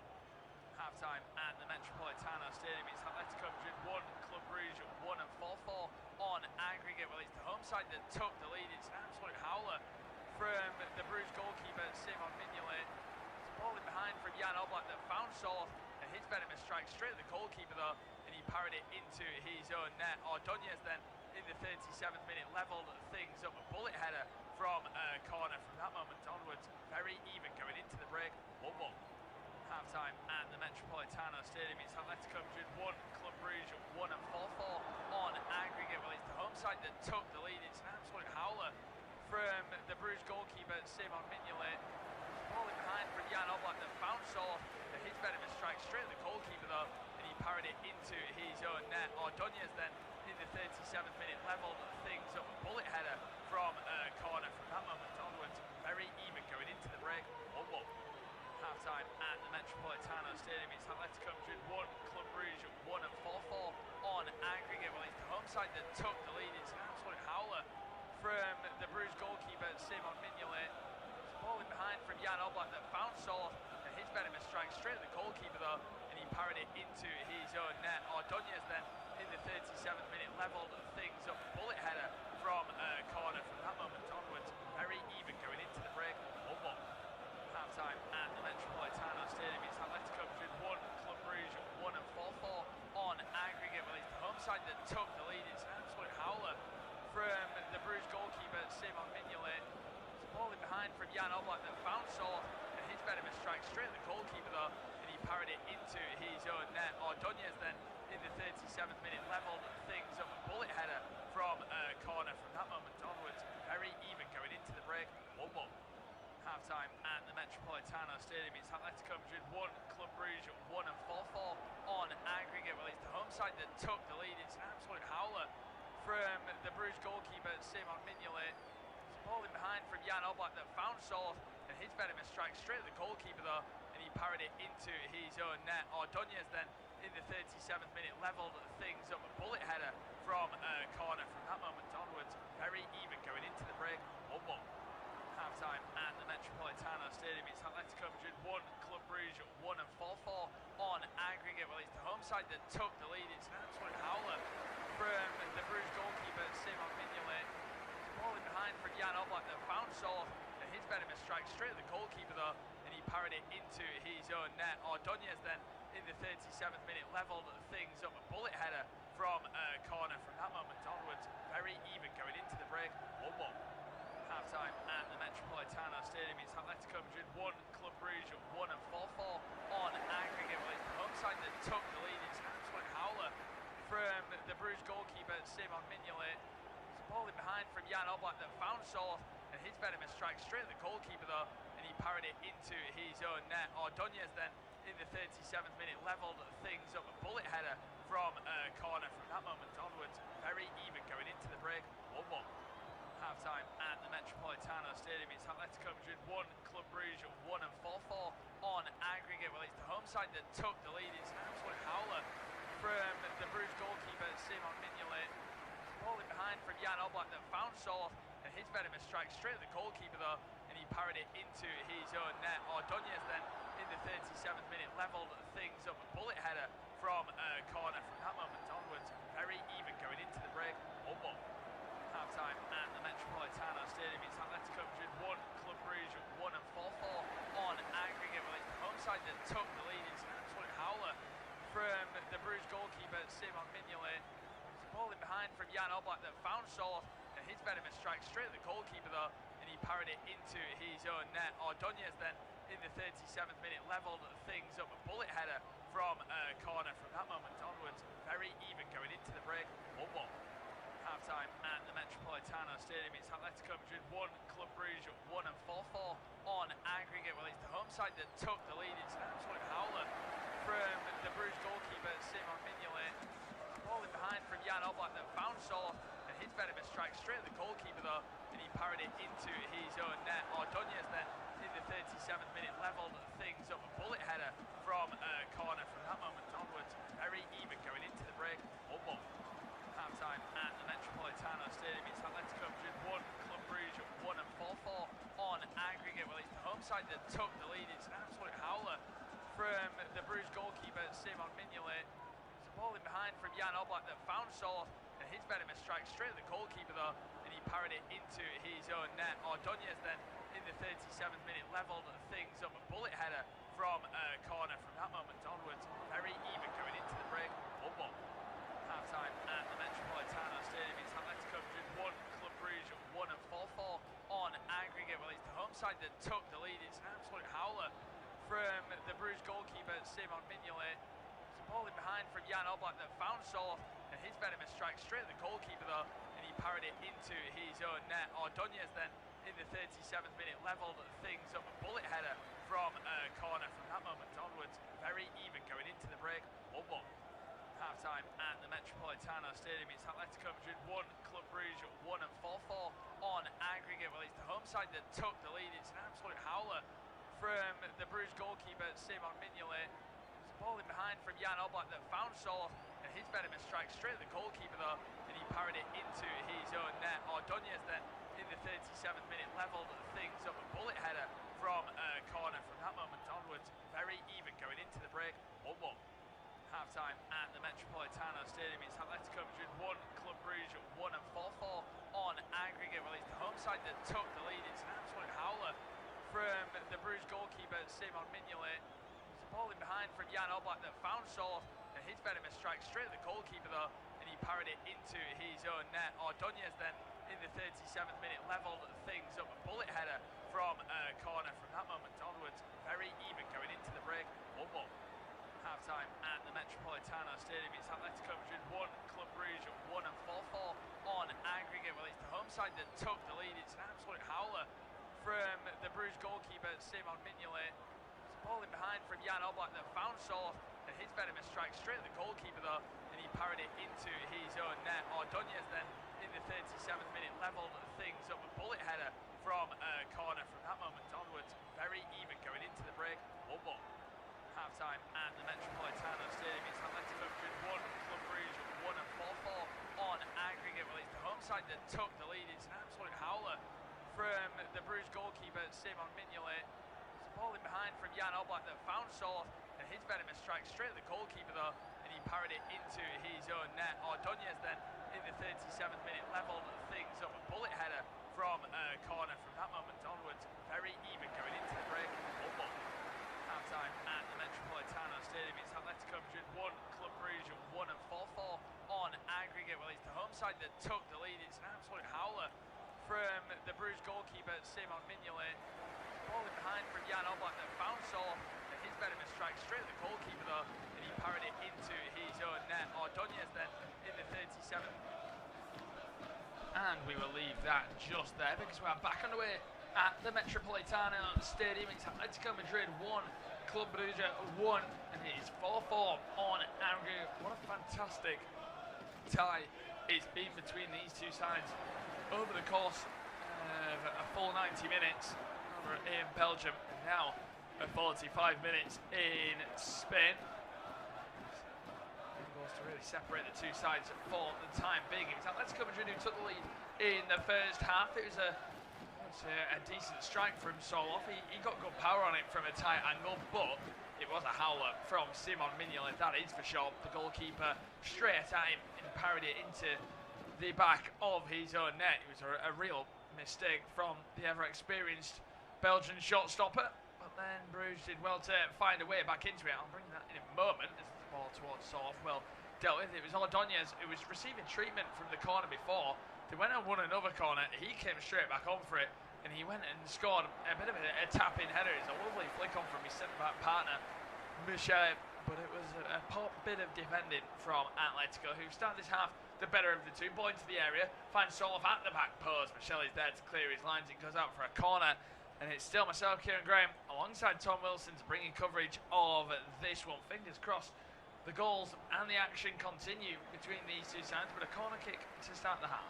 Yeah, absolutely brilliant first 45 minutes. Both sides had spells where they were on top, and both were able to make use of those spells on top by getting themselves a goal apiece.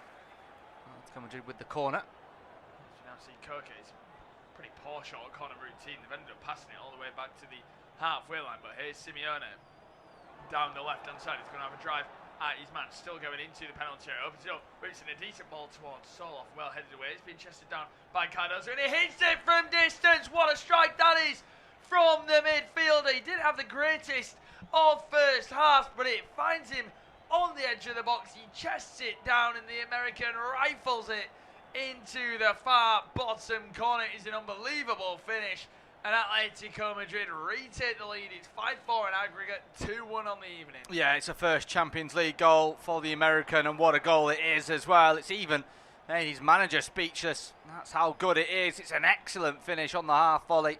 Back across from where it came, beats the goalkeeper all, ends up, flies into the back of the net.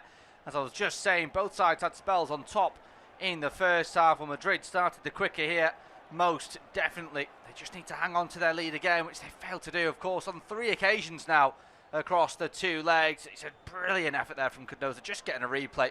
It threw so many bodies past Mignolet when he was at fault for the first, could do nothing about the second.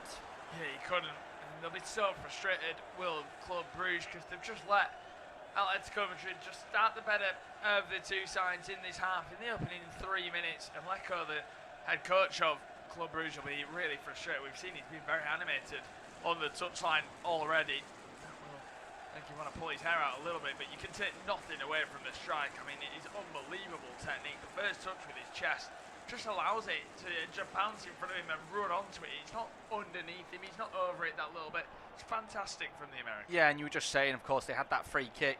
Sorry, they had that corner and they went short, and it was a really poor decision, to be honest. It was wasted as it was recycled, but once it was recycled, they kept possession, they reworked it, and they've got their goal. I'm not quite sure if that was the plan all along. I very much doubt it was, but an excellent finish to round off a good spell there from Atletico Madrid, keeping possession and making sure the move didn't die out. Yeah, being clinical as soon as they're on top there, Atletico Madrid, that might be the difference between these 2 sides come the end of it, as we now see a ball into the middle, well intercepted by Cardozo. And can we see what Atletico Madrid did in the first half when they take the lead, start to look like they're pushing for that extra goal? Diego Simeone will be desperate for them to score a third tonight before Club Brugge can level things up, as we now see Hanko, ball to the left is intercepted, but Alvarez almost gets there. Strong defending from Saba. On the attack now, well intercepted by Hanko. Has been pretty aggressive at the back so far. He's helping Ruggieri a lot. It's like they know that Ruggieri is better going forwards than defensively, because Hanko is almost playing as it's almost like a second left back at times. Yeah, he's been flying forward. We mentioned that, didn't we, a few times.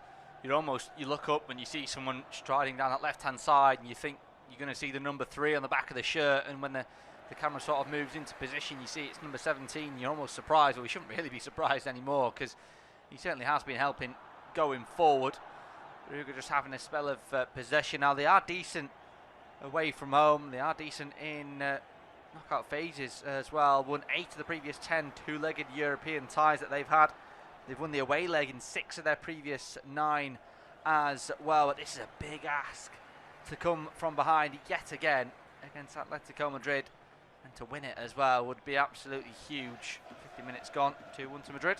Well, they're going to have to really turn a record on its head if they want to get through in this game. They've only won one of their last 15 visits to Spain, drawing 6 of them and losing 8. So it's always a pretty tricky travel for the Belgian side coming over to Spain. You see Simeone, they're a little bit off pressure. He got into the middle for Hanko, but it feels like whenever they're in possession, they never look like a side who are feeling the pressure. Even if they've got a side completely pressing them, they all just seem pretty calm, pretty confident to get out of the situation. Even if they make a mistake, it doesn't seem like you see that element of panic. There's always maybe appealing for a penalty moments ago, but it's a fair challenge from Marcus Llorente, who throws it all the way back towards Pubel.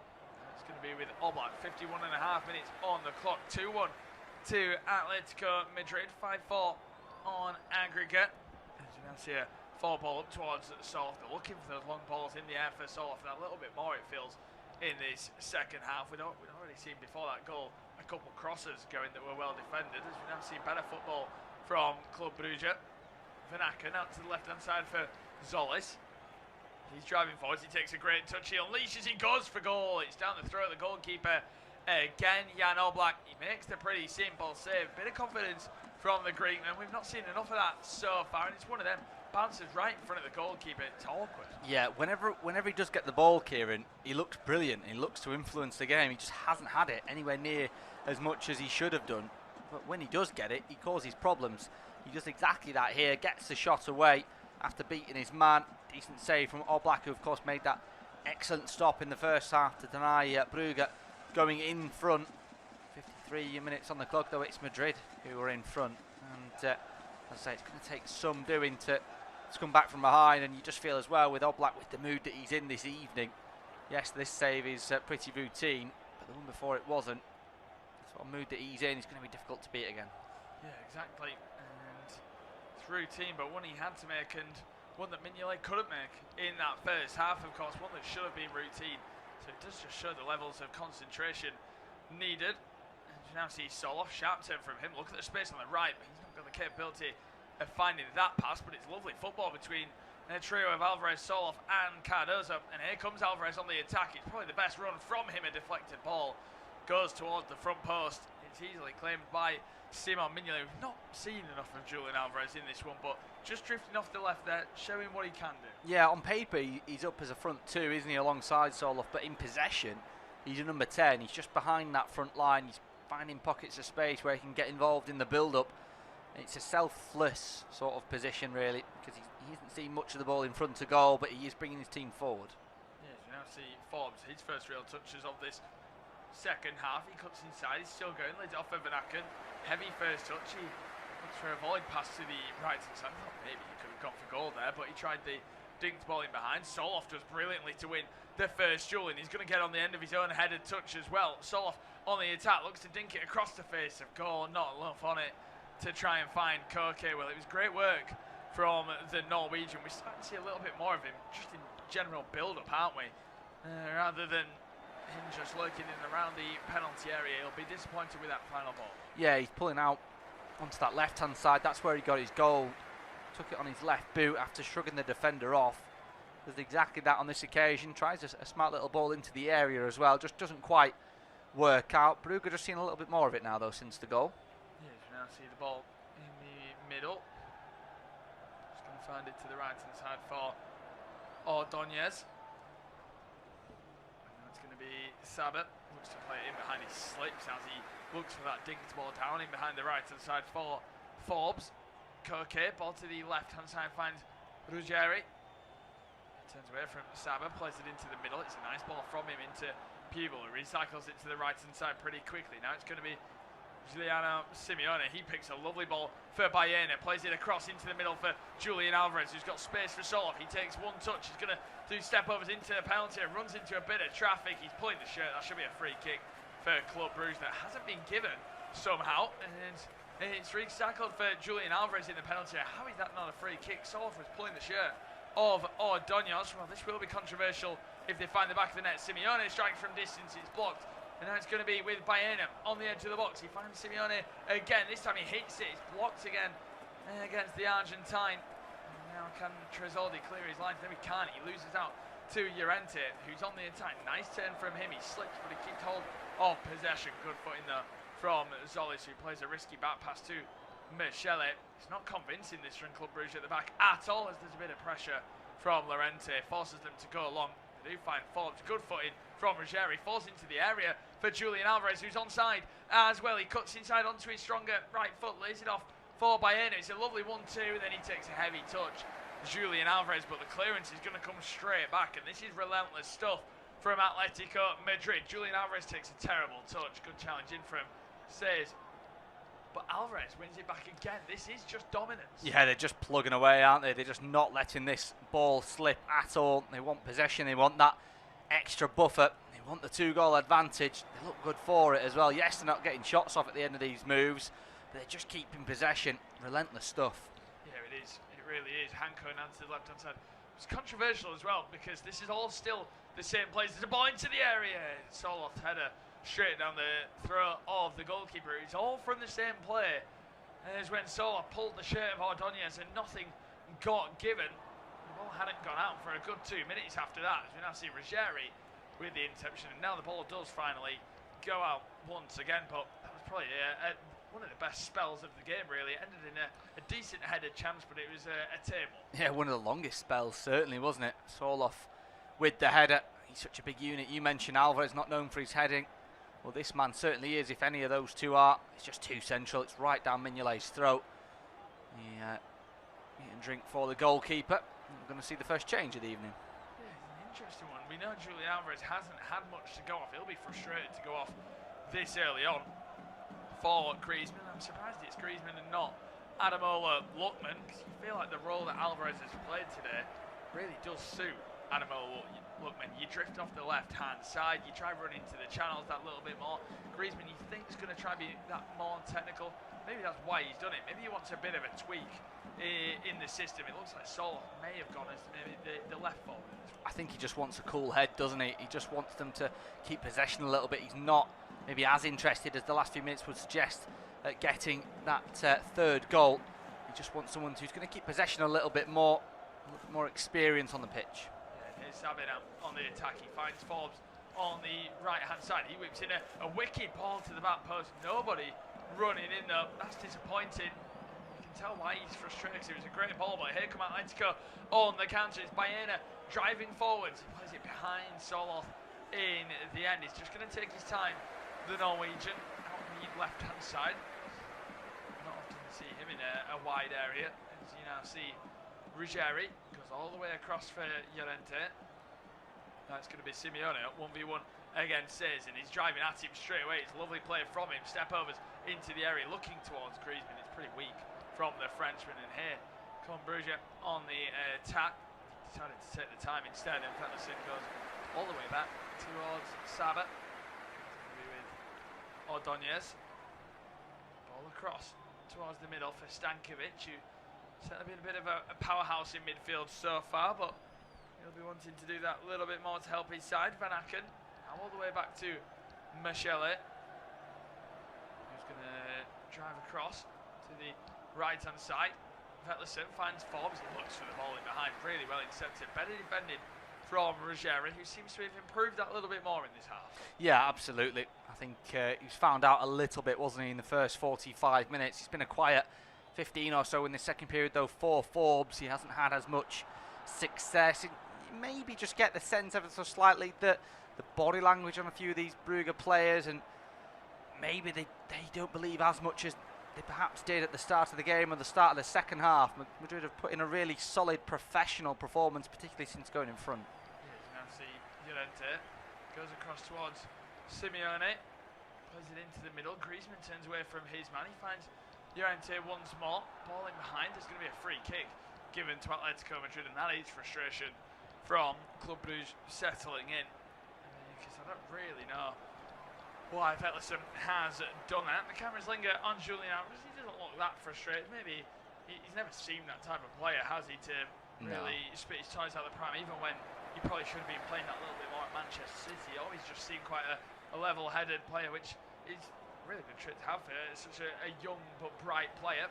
What a touch that is from Soloth into his stride. He looks to pick the pass for Griezmann. I think his build-up play and his actual just hold-up play in general today, Soloth, been pretty fantastic. Been very impressed with him, yeah, absolutely. He's not put a foot wrong. I mean, yeah, the goal, if it was me, I don't think I'd be celebrating it the way that he did, because he probably should have been saved. It was just a shot on target, but he hasn't put a foot wrong. He's done ever so well at keeping possession for Atletico Madrid. He's had a couple of chances as well. He's just been, a classic number 9. He's been a thorn in the side of both centre halves. He's ran the channels, held the ball up, got on the end of moves, brought teammates into play. Even helped out defensively as well. It's been a really good performance. Yeah, it has, as we now see the ball go in behind, but into the hands of Jan Oblak, who's been pretty spot on today as well. Apart from the fact he's conceded a goal, but it wasn't really his fault, was it? As we now see Llorente, ball forward, well intercepted by Says. Knocks it out for a throw. I think Simeone is maybe just trying to boot the ball away. A bit of clever time wasting. He's now going to walk onto the pitch to sit down.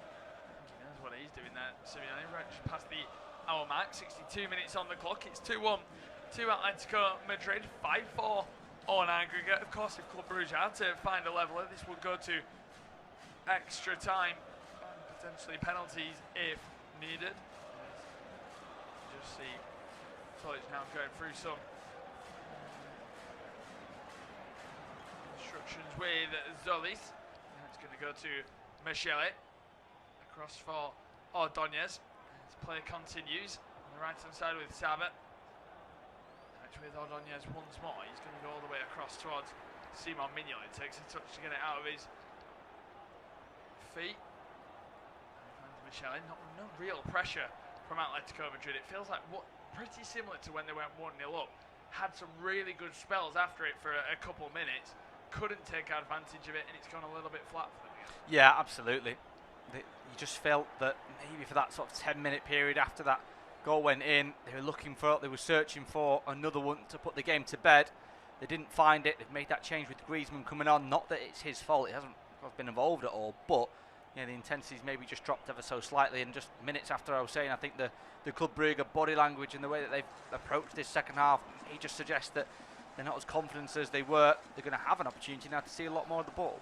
Yeah, they are. As you now see, says on the left-hand side, Zolis, really nice first-time ball in towards Vetlesen, who turns away from his man, picks the pass to Stankovic. Now it's going to be with Zolis once more on the left-hand side. He picks a nice ball, lovely back heel for Van Aken, who can lay it off to the right-hand side, and it's Saba with a strike. What a block that is from Cardozo, flying across towards his man. Now it's going to be Says who whips it in, comes off the stomach of Simeone and out for a corner kick. That was nice football from the Belgian side. Yeah, it's a pretty powerful strike as well, isn't it? Before it's blocked away and out for the corner. Well, they've caused problems. Of course, got their goal from a set piece.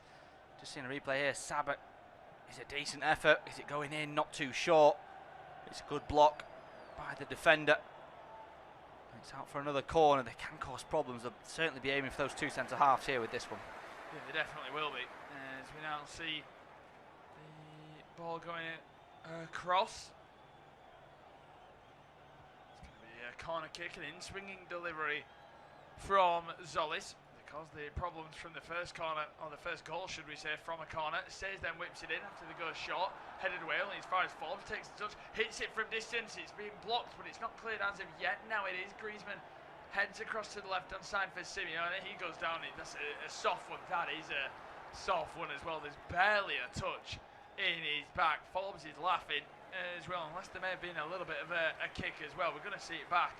I mean, it's the softest of pushes ever. Well, I mentioned in the first half, Simeone had gone down on a couple of occasions much too easily. He's done exactly the same there. It's a little bit embarrassing from him. I don't think he'll care as long as his side get the victory. Yeah, as we see a couple of changes coming up now. Tresoldi and Vetlesen making way. I think that makes sense for Verman and Diacon. So those changes are being readied and have been made. Well, I saw Diacon in the game. I believe he may have been away to Kairat Almaty, and he made a real impact in that one. Looks a really bright young forward, the 20-year-old. Hasn't scored yet this season in the Pro League. Did score against Marseille in the Champions League, though. He was brought in from the French side, Stade de Reims.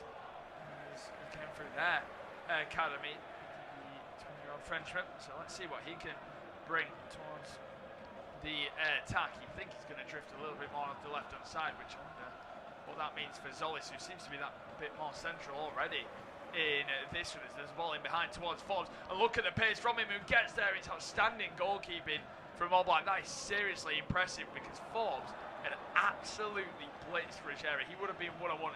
I think any other goalkeeper, he's probably just threw on goal. Oblak was alert to it. I'll come to Tom in a moment, because here's Diacon's first touches. And like I said, quite a highly rated youngster. One time I've seen him, I was really impressed. So let's see if he can back up that performance once more. He picks it up now up against Simeone. It's a heavy pass into him. Here is the number 67. He's driving forward. It's a good footing from Simeone and out for a throw. But Oblak again, spot on. Yeah, absolutely brilliant from him. We don't have the benefit of being able to see his starting position, such as where the camera angle was positioned. You can see though that Forbes absolutely burns through the defender, gets straight past him, and you're just thinking he's one-on-one. There's no way he's not one-on-one. Has a look up, sees Jan Oblak's firing towards him himself with the burners on, and he's able to clear that ball away. It's really good goalkeeping. It's great though from Brugge to get that ball over the top. Not done that enough in this second half. It's now see Solov. His hold-up play was decent, but his pass isn't. Ordonez picks the pass in Stankovic. It does feel like we've just seen Club Brugge really start to enter a period where they're dominating play at the moment. Here's the ball on the right hand side. Zolis, lovely check and turn. There's Cardozo, not once but twice. But once again, it's one back, and it feels like Club Brugge are in one of these spells of their own. What a touch that is from Forbes to get round his man. Not a great delivery, cleared away. Solov then clears it away as again Forbes is starting to cause all the problems. Yeah, just saying, he's been quiet in the second half. In the last 5 minutes, he's absolutely come alive, hasn't he? He's woken up. He's trying to influence play. He's trying to drag Brugge back into this game yet again. I mean, coming from behind 4 times across 2 legs, it would be so massive, wouldn't it? And if they do get level, you just think, can they go on and get the winner? This is a side, by the way, that had to come through the qualification stages of this competition. They had to beat Salzburg and Rangers. They finished 19th in the league phase. They beat Marseille, Cara, Almaty and Monaco, drew with Barcelona, lost against Arsenal, Sporting Bayern and Atalanta. So they've had some pretty tough runs, tough games in this competition, and they won't give up just yet. Now see on the right hand side, it's Forbes. Cuts inside, back heel towards the midfielder, Sabat. And finds Van Aken, turns away from his man, plays it all the way back for Ordonez. It's going to be with Ordonez once more. Plays it for the right hand side. It's going to be Van Aken, finds Sabat, plays it down the right once more, and it's Forbes ball into the penalty. He had quite a bit of space there to maybe drive with it. It's a heavy cross that's headed away by Simeone. Really good work from him. Yeah, does brilliant. really well to win the throw-in. Yeah, he's done so well there, Simeone. I mean, I can criticise him for his diving and for his going down too easy, but the other side of his game is how hard he works, his passion and his ability to keep the ball as well, and he's done that in absolute spades this evening. He's been brilliant for Atletico Madrid. They'll be looking at him as well as someone who's been able to bring them forward in this game and keep them in the game, as well as Soloff, as we mentioned, and of course Jan Oblak as well. More changes here. Yes, you now see the crowd going absolutely wild at Atletico Madrid. There's 2 changes being made now. Baena and Koke making way for Lookman and Molina. They're absolutely loving Adamo Lookman at the moment. But with that, 69 minutes on the clock. We've reached the halfway stage of this second half. It's been a great game once again between these two sides. It feels like it's hotting up again as well, doesn't it? In this one, I can sense another goal. And it'll be time to take you through to full time. Cheers, Kieran. Yeah, bags of goals already, isn't it, for Adamola Lookman? Got his first in the Champions League a little less than a week ago in the first leg of this game. He scored 2 and got 2 assists in the Copa del Rey, and he scored as well in La Liga. So he's been firing on all cylinders for the club that he joined in January. 20 minutes ago, Atletico Madrid 2, Brugge 1. Here's Forbes, though, the danger man for Brugge. Forward towards the edge of the area. Could be a chance here. They tried to poke it through. There's a man down. All eyes towards the referee. There's a big shout there from Club Brugge for a penalty. There's an even bigger shout of rejection from the Atletico Madrid defenders. Mark Pubel is not happy at all with the man who's gone down here in Brugge colours. Well, this will be interesting. Clement Turpin didn't give anything at first. We'll have to see a replay, I think, to be 100% certain that this is not a penalty, and I think that the VAR is definitely going to have a look at it. Seems soft to me. Seems like a man who wanted a little bit of contact. Zolis, he released the ball, played it across. Yeah, there's nothing in it. I think he's just gone down. Really soft, hoping there's contact. Seemed more of a dive to me than anything from Zolis. It's funny, isn't it, how Mark Pubel's teammate, Gano Simeone, he's gone down on a few occasions, claiming injury, wanting a penalty or a free kick. And the second that someone does that against his team, Mark Pubel's absolutely fuming. It's a bit of irony that seems to often go unnoticed in football, but no penalty. Now let's go Madrid 2, Club Brugge 1. The check is over, the game continues, and at the minute it's the Spanish side who are on their way into the round of 16. Ball forward though for Club Brugge, headed back by Hansko towards Jan Oblak. He plays it out towards the right hand side for Pubel. He goes forward over halfway looking for Soloff, wins his header, but no one supporting him in a white and red shirt. That's a strong challenge from Llorente, not once but twice, but Says not only keeps his feet, but keeps his head as well, and comes away with the ball. Backwards towards Michele, now to the goalkeeper Mignolet, who made that mistake for the first goal in the game. He'd be absolutely desperate to make up for it, but on that point, Kieran, he hasn't really been tested too much. He hasn't had many opportunities to make up for his mistake. Yeah, he hasn't, and you see now Club Brugge, they're really starting to enjoy that spell, aren't they? And making up for mistakes. What matter will it? As long as I can maybe get back into it. We now see Diacon on the attack. He's had some bright touches, hasn't he? He hasn't shown too much since coming on in terms of actually in the final third. Carlos Forbes, you think, is that little bit more direct, making things happen a bit more as he's on the attack once again. He picks a nice ball. Yeah, finds Sabra on the byline. Ball into the area from him, though. He's rushed. just get the sense he never really knew who he was aiming for or what he wanted to do there as he swung his right boot at it. It flies out of play for Atletico Madrid. Goal kick, 73 minutes on the clock. Atletico Madrid lead by that 1-goal margin with this goal kick now for the Spanish side. Here's Jan Oblak, who's preparing to take it. Of course, more action this evening after this one, which you can catch on this service. Plenty of Champions League football. Inter Milan hosting the surprise package in this season's Champions League. Bodo Glimt, Leverkusen versus Olympiacos will be myself and Kieran once again for that one, and then Newcastle versus Karabag is a bit of a foregone conclusion, isn't it, after that 6-1 victory for Eddie Howe's side. Oblak goes long down the right hand side looking for Simeone. Doesn't win his header, but does fall to Sorloth, who's done really well to run the channel. He holds it up, turns back away from goal, brings in Lorente. Good touch from him, he's got some space as well. Now here's Simeone, shows too much of it to Says. He's able to just flick the ball away. Out for a Madrid throw-in on the right hand side. The next goal, if one comes, Kieran, it goes without saying, is absolutely crucial, isn't it? A goal for the home side probably puts the game to bed. A goal for the away side opens it up yet again.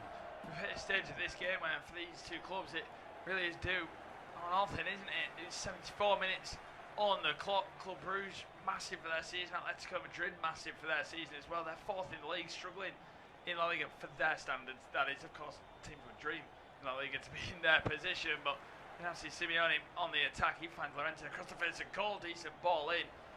It's going to be, I think it's going to get to a stage where it could get a little bit basketball-y. I think Atletico Madrid really want the next goal, which means they're going to just leave themselves that little bit more exposed than you think Simeone will want them to. Club Brugge seem to have all the talent to really hurt them on the counter-attack, but then Club Brugge are also going to leave themselves open, which means Atletico are going to counter, which then just means there's space. It could be an entertaining end. Quarter of an hour remaining until the end. Atletico Madrid 2, Club Brugge 1. The ball is with the home side. And they go backwards to Oblak.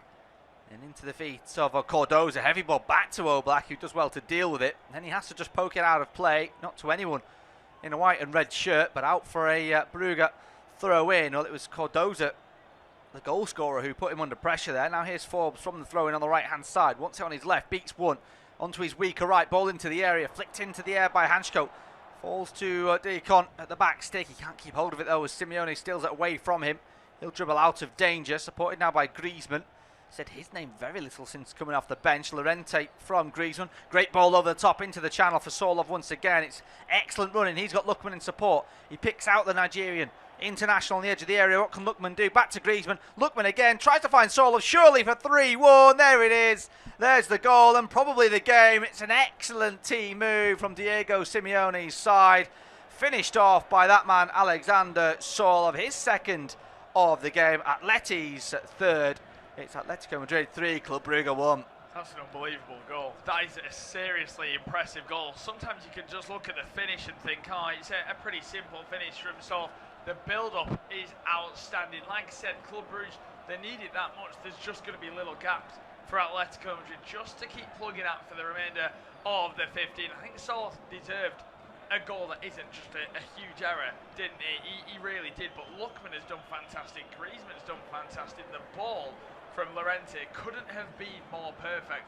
But the thing that's impressed me most, and you, Tom, today about Sorloth, is just his actual hold-up play, his intelligence in positioning. He brings it down so well. He doesn't panic. He just picks the pass. Lookman plays a lovely one too with Griezmann. They're all just on the same wavelength. He picks a nice cutback. Yeah, it takes a deflection, but he was aiming right there anyway. Sorloth doesn't lash it in first time, brings it down, hammers it into the far side netting. It's a lovely goal between three forwards linking up with each other. Adamo Lookman, instant impact. I think a lot of forwards, I think even Adamo Lookman in the past at clubs like Atalanta, I think he'd have cut inside and just hit that. Simeone maybe giving him that bit more understanding and patience, teamwork in front of goal. He's done brilliant instantly there, and Sorloth, he deserves that one. It's a brace for him. 3-1, 6-4 on aggregate. Feels like we're not needing extra time. Yeah, about 12.5 minutes of normal time remaining. It is a huge ask for Brugge to come back from behind from a 2-goal advantage yet again. They did it in the first leg. You just get the sense as a neutral that maybe the steam has left them. And the ask is too much, the hill is too big. Atletico Madrid 3, Club Brugge 1. The Belgians in possession with Sage. If they are going to come back into it, they need almost an immediate response, really, to give them the best opportunity to do so. But they won't get it here as it's cleared away by Atletico Madrid over halfway, where Mignolet has come to collect it. He's miles off his line. Now here's Van Aken. Out towards the right-hand side for Saba. To Ordonez, the goal scorer, and the only man to have been booked as well in this game. That might change actually because of a foul off the ball. I was just about to say it's been a 78 minutes of football that's been played in pretty good nature. No yellow card though from the referee Turpin on this occasion, and Brugge are able to play quickly. Diakon down the left hand side, that's brilliant from him. Gets past Simeone, then goes down. No free kicks as the referee. Simeone comes away with it. He dinks it forward in towards Sorloth once again, and a move very well could be on here for Atletico Madrid. Back towards Simeone. Great challenge though from Sage on the recovery. Puts a stop to that counter-attack from Diego Simeone's side. Well, his son, Giuliano Simeone, has ran his socks off this evening, hasn't he, Kieran? Yeah, he has. I've been really impressed by him. I think he's frustrated you that little bit more with the theatrics, but I can see, I like watching a player in Europe that I've seen it in the past and I've been disappointed with, and you see a clear improvement. I think you can tell with the guidance of his own dad being the manager, being a great manager as well. He looks so much better in the final third. The hard work, it's a given, isn't it? If you want to play for Atletico Madrid and Diego Simeone, you've got to be hard working. He's helped out so much defensively. He's been really impressive in my opinion. You see Club Brugge looking for that way back. Here's Griezmann though to steal the ball away. He's been challenged well. I thought there that Club Brugge had fairly won the ball back, but according to the referee, Romant's challenge on Griezmann is a foul. Of course, links in the news this week that Griezmann potentially is on the way out to the MLS. That would be some coup for the USA's top flight.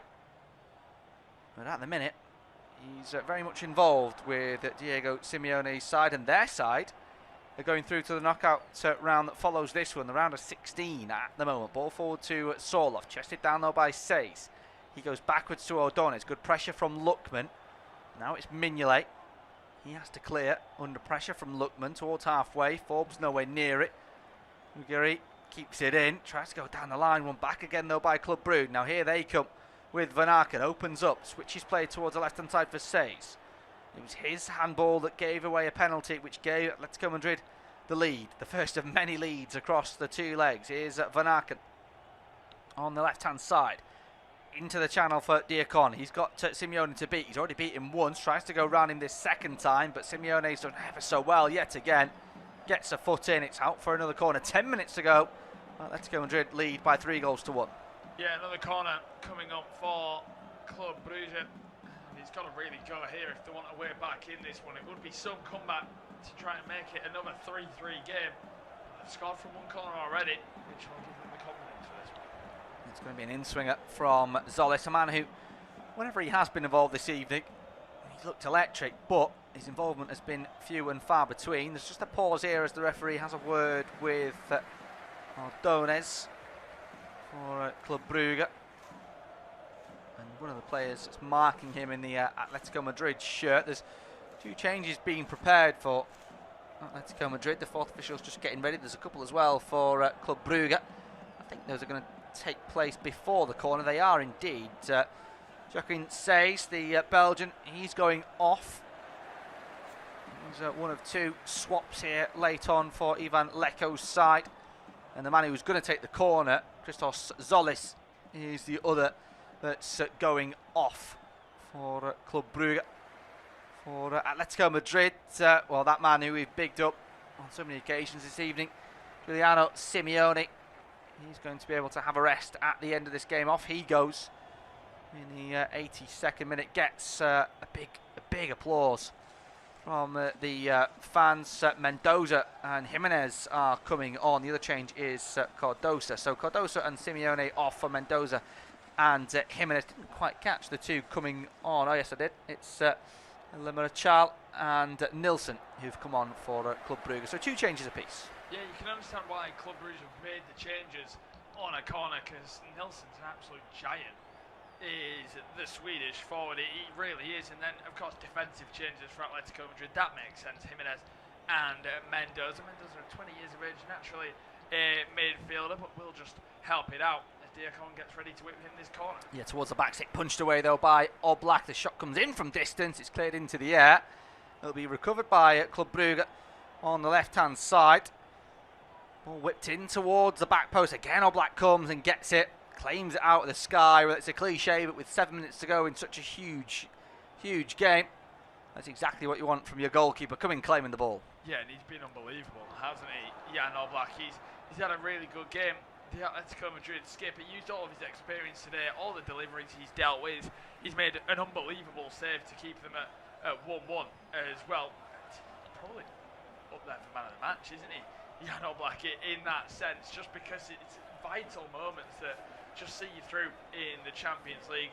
Maybe Solo's probably deserving of it, but Oblak's definitely giving him a run for his money. There's a couple of feisty challenges going in at the moment, and it's on the left-hand side. Yeah, the feisty Llorente has won the ball back, and a chance comes in on Lookman, and a second one on Llorente, who's pushed his man to the ground. Well, the referee, he's going to get his yellow cards out here, and rightfully so. There's pushing and shoving.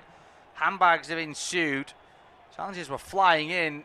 Lamar Chal, who had just come on for Brugge, he's done nothing wrong, but he put a couple of feisty challenges in, won the ball fairly on a couple of occasions. That's what I think led to the follow-ups. Vermaat and Llorente are going to be booked. It was those two that were involved more than most with that skirmish and that coming together. I think Llorente's just wound him up there, but then he's also, I think, caught himself as well, hasn't he? It was Lookman who was fouled. It was Vermaat who's fouled him. Strong challenge on him. It's Llorente's reaction that gets him into the book. Yeah, it is. Just pushed his man to the floor. You can tell it felt like Vermaat was going out to foul someone, wasn't he? He wanted to foul Lookman. He tried to go in a bit heavy on Llorente as well, which is maybe the cause of the lash out from the Spaniard. The third yellow card of the game in this one. And of course, Ordóñez was booked in the first half. Free kick whipped in. Yeah, ball into the area. Headed away, though, by Club Brugge. And they'll have a chance to clear as well through Van Aken up towards halfway. But Atletico Madrid have won it back. 5 minutes to go in the game. You're listening to Off-Tube, independent, studio-based commentary. It's Atletico Madrid 3, Club Brugge 1. It's a vital moment in the match with just 5 minutes remaining. Here's Soloff. Griezmann takes over. Lookman. Those three combining again. Lookman again on the edge of the area. Can he get a shot away? He does. It's over the bar. Well, it's another fabulous flowing move from Atletico Madrid, but they can't find the finish on this occasion. They've looked really dangerous since making the changes, haven't they? You can tell why Lookman's adored by them already. He's playing some unbelievable stuff. It took a deflection. He's not necessarily ballooned it that bad. It's going to be a corner kick for Atletico Madrid. That would have been some pretty bad finish after some good work if he'd managed that, but the corner is coming up. But him and Griezmann, I feel like Griezmann was really quiet until Lookman came on. They seem to already have a really good understanding with each other. It's almost like Griezmann's the playmaker, Lookman is the tricks, and then Soloff there to finish it off. Yeah, the confidence is just oozing out of the pores of that front three. Ball into the area, and there's a fourth. Atletico Madrid have scored again, and it's a hat-trick from Alexander Soloff. Something from absolutely nothing. He's totally unmarked as he comes in towards that back post, just ghosts away from the defender. All he has to do is get a meaningful contact on it. He does exactly that. It's into the back of the net. It's Atletico Madrid 4, Club Brugge 1. It's game over. Yeah, and it's 5 goals in 2. He scored 2 goals at the weekend as well against Espanyol in their 4-2 victory. That finish is brilliant from Soloff. It really is. Once again, it's one of those that just seems simple, but it isn't. They go short from the corner. Simon Mignolet watches on. He couldn't do anything about that one. It's absolutely tie over. It's almost as if Koke is acting as an assistant manager as well as he's just telling them to switch on. It's Mendoza on the far side to give it to Ruggieri. Hangs it up towards the back post. Soloff's there, right-footed volley, so it's his weaker right foot as well. Meets it first time in the air. It is a brilliant finish into the far top corner, and Soloff wheels away. He deserves the hat-trick. He's been the best player on the pitch. Well, Lamar Chal, the substitute for Club Brugge, I think it's the questions towards him that are being asked, but it really shouldn't be the attacking midfielder or the forward off the bench that's picking up one of the more dangerous players inside the area in Alexander Sorloth. You have to say he's not done too much wrong there, Lamar Child, but the instinctive movement from Sorloth is what's given him his third. It's given Madrid their fourth, and it's given them their passage into the next round. A corner here though for Club Brugge. Yeah, he's coming up. As Maya's also come on for Michelle, it's game over, isn't it, between these two sides? It's disappointing because Club Brugge were really good at times in this game, and of course in the first leg as well. Just the leaking the goals at home, in their home leg, has really cost them, hasn't it? Corner coming up for them. Forbes swings it in towards a back stick over everyone's head. It might just be kept in here by Lamar Chal. He does, wins a throw in as well. It's 7-4 now on aggregate, and you have to say 4 goals to 1. It's not really an accurate scoreline, is it? I think Atletico Madrid have just been lethal. I stand by that. Mignolet's not had too much to do. You know, he hasn't had loads of saves to make. He hasn't had loads of shots to stop. But the shots that they have had, Madrid, have gone in, and they could have another here with Sorloth. Forwards through to Luckman. Really good recovery challenge from Ordonez just to sweep that ball away. Madrid will pick it up. But yeah, Mignolet hasn't really been too busy. I don't think 4-1's a fair result. No, it probably isn't, but Atletico Madrid, just the quality has shown, hasn't it? In depth as well. The substitutes have really pushed them through. Sorloth now turns away. He's been caught in possession. It seems like his job's done in this one, Alexander Sorloth. But yeah, I guess the strength in depth has really shown. Club Brugge, for them, it's a really young, inexperienced bench. Players that you expect to see maybe a little bit better in a few years' time, whereas Atletico Madrid have brought an experienced talent like Ademola Lookman, like Antoine Griezmann, and it's just helped them massively. Here they come, Brugge, in the final minute of the 90, out towards the left-hand side for Diacon. He's got a man to beat. Cuts in on his right towards the edge of the area, looking for an opportunity to get the shot away. Has to pick out Forbes instead. He just drops it back as it comes in from Van Aken towards this left-hand side. It's not able to be made to stick, though, by Vermont. It's won back by Madrid. And here they come now with Llorente surging forward late on. He's got a defender to beat in Ordonez. Goes one way, then the other. The support coming. He doesn't use it. Maybe he should. His shot goes in, but it's out of play for a goal kick. It's wide of the mark. There's a smile there from Simeone. You get the sense, though, that maybe if it was still 2-1 or 1-1, he wouldn't be smiling. Yeah, exactly. And it's great from Sorloth in the build-up again, wasn't it? Only 3 minutes of added time. He picked off the pass. It was brilliant work from him. And Max Llorente, he could have maybe returned it as Oblak comes out. Brave goalkeeping, even at 4-1. Doesn't shy away from it. He gets clattered for his causes. Been fantastic again. Llorente, I don't really blame him for shooting that much at this stage, trying to get in on the act. Jimenez is no surprise the Uruguay getting involved with it, as he always does. But yeah, Jan Oblak once again just showing his leadership skills there. Yeah, it's brilliant. He takes the hand as well of Vermont, who had fouled him there. Gets him back to his feet. Well, both players had every right to go for the ball there. I think a few of the Atletico Madrid players, again, if the scoreline was a little bit closer, I'm sure they'd be asking for a second yellow here for Vermont, but it's 4-1, it's 7-4 in aggregate, and we've only got about a minute and a half left on the clock. Alexander Sorloth with a hat-trick, the Norwegian. He's been on absolutely scintillating form this season, as Kieran mentioned, 5 goals in his last 2 games. You forget that he had a rather unsuccessful period in the Premier League with Crystal Palace. Well, he's absolutely worlds away from the player that we saw at Selhurst Park, particularly in the last few years. 12 goals in the Liga with Real Sociedad, 23 with Villarreal, 20 with Atletico Madrid, 9 already this season. Ball on left-hand side, looking for Sorloth for a fourth. Cleared away though by Ordonez. He's been good in this second half despite his scoreline. Here's Atletico Madrid looking for Griezmann. One back though by Brugge towards halfway. And then drop back towards the edge. Griezmann again takes a heavy touch. Brugge able to steal the ball away though. On that right hand side, Lookman puts the pressure on. Van Aken able to open up towards this left hand side. Gets the ball back from the substitute Maya. He goes forward on towards the right hand side. 1 minute remaining of the 3 added on. Atletico Madrid 4, Club Brugge 1. Here's Vermont. Support on the right hand side in Forbes. Made a run. Didn't find him. Turns away back to Van Aken. First time centrally for Maya. He's going to open up to Diacom. Doesn't use him though. Goes back to Van Aken centrally. Forbes again in space on the right hand side. Saba's going to have to keep the ball in play and then find him. On the right hand side now is Forbes. Saba once again on the overlap. Cuts back onto his left. Swings the ball into the area. Consolation potentially headed towards goal, but plucked out of the sky by Jan O'Black. And you get the feeling that that might just be the last action of the game. And it is as well. The full-time whistle has gone at the Metropolitano. It's Atletico Madrid who will progress to the round of 16 in the UEFA Champions League. A deserved victory in the end. It's 7-4 in aggregate. It's 4-1 on the night. And it's 3 goals from Alexander Solov and 1 from Cardoza that have done the business. Full-time, Atletico Madrid 4, Club Brugge 1. Thanks for joining us.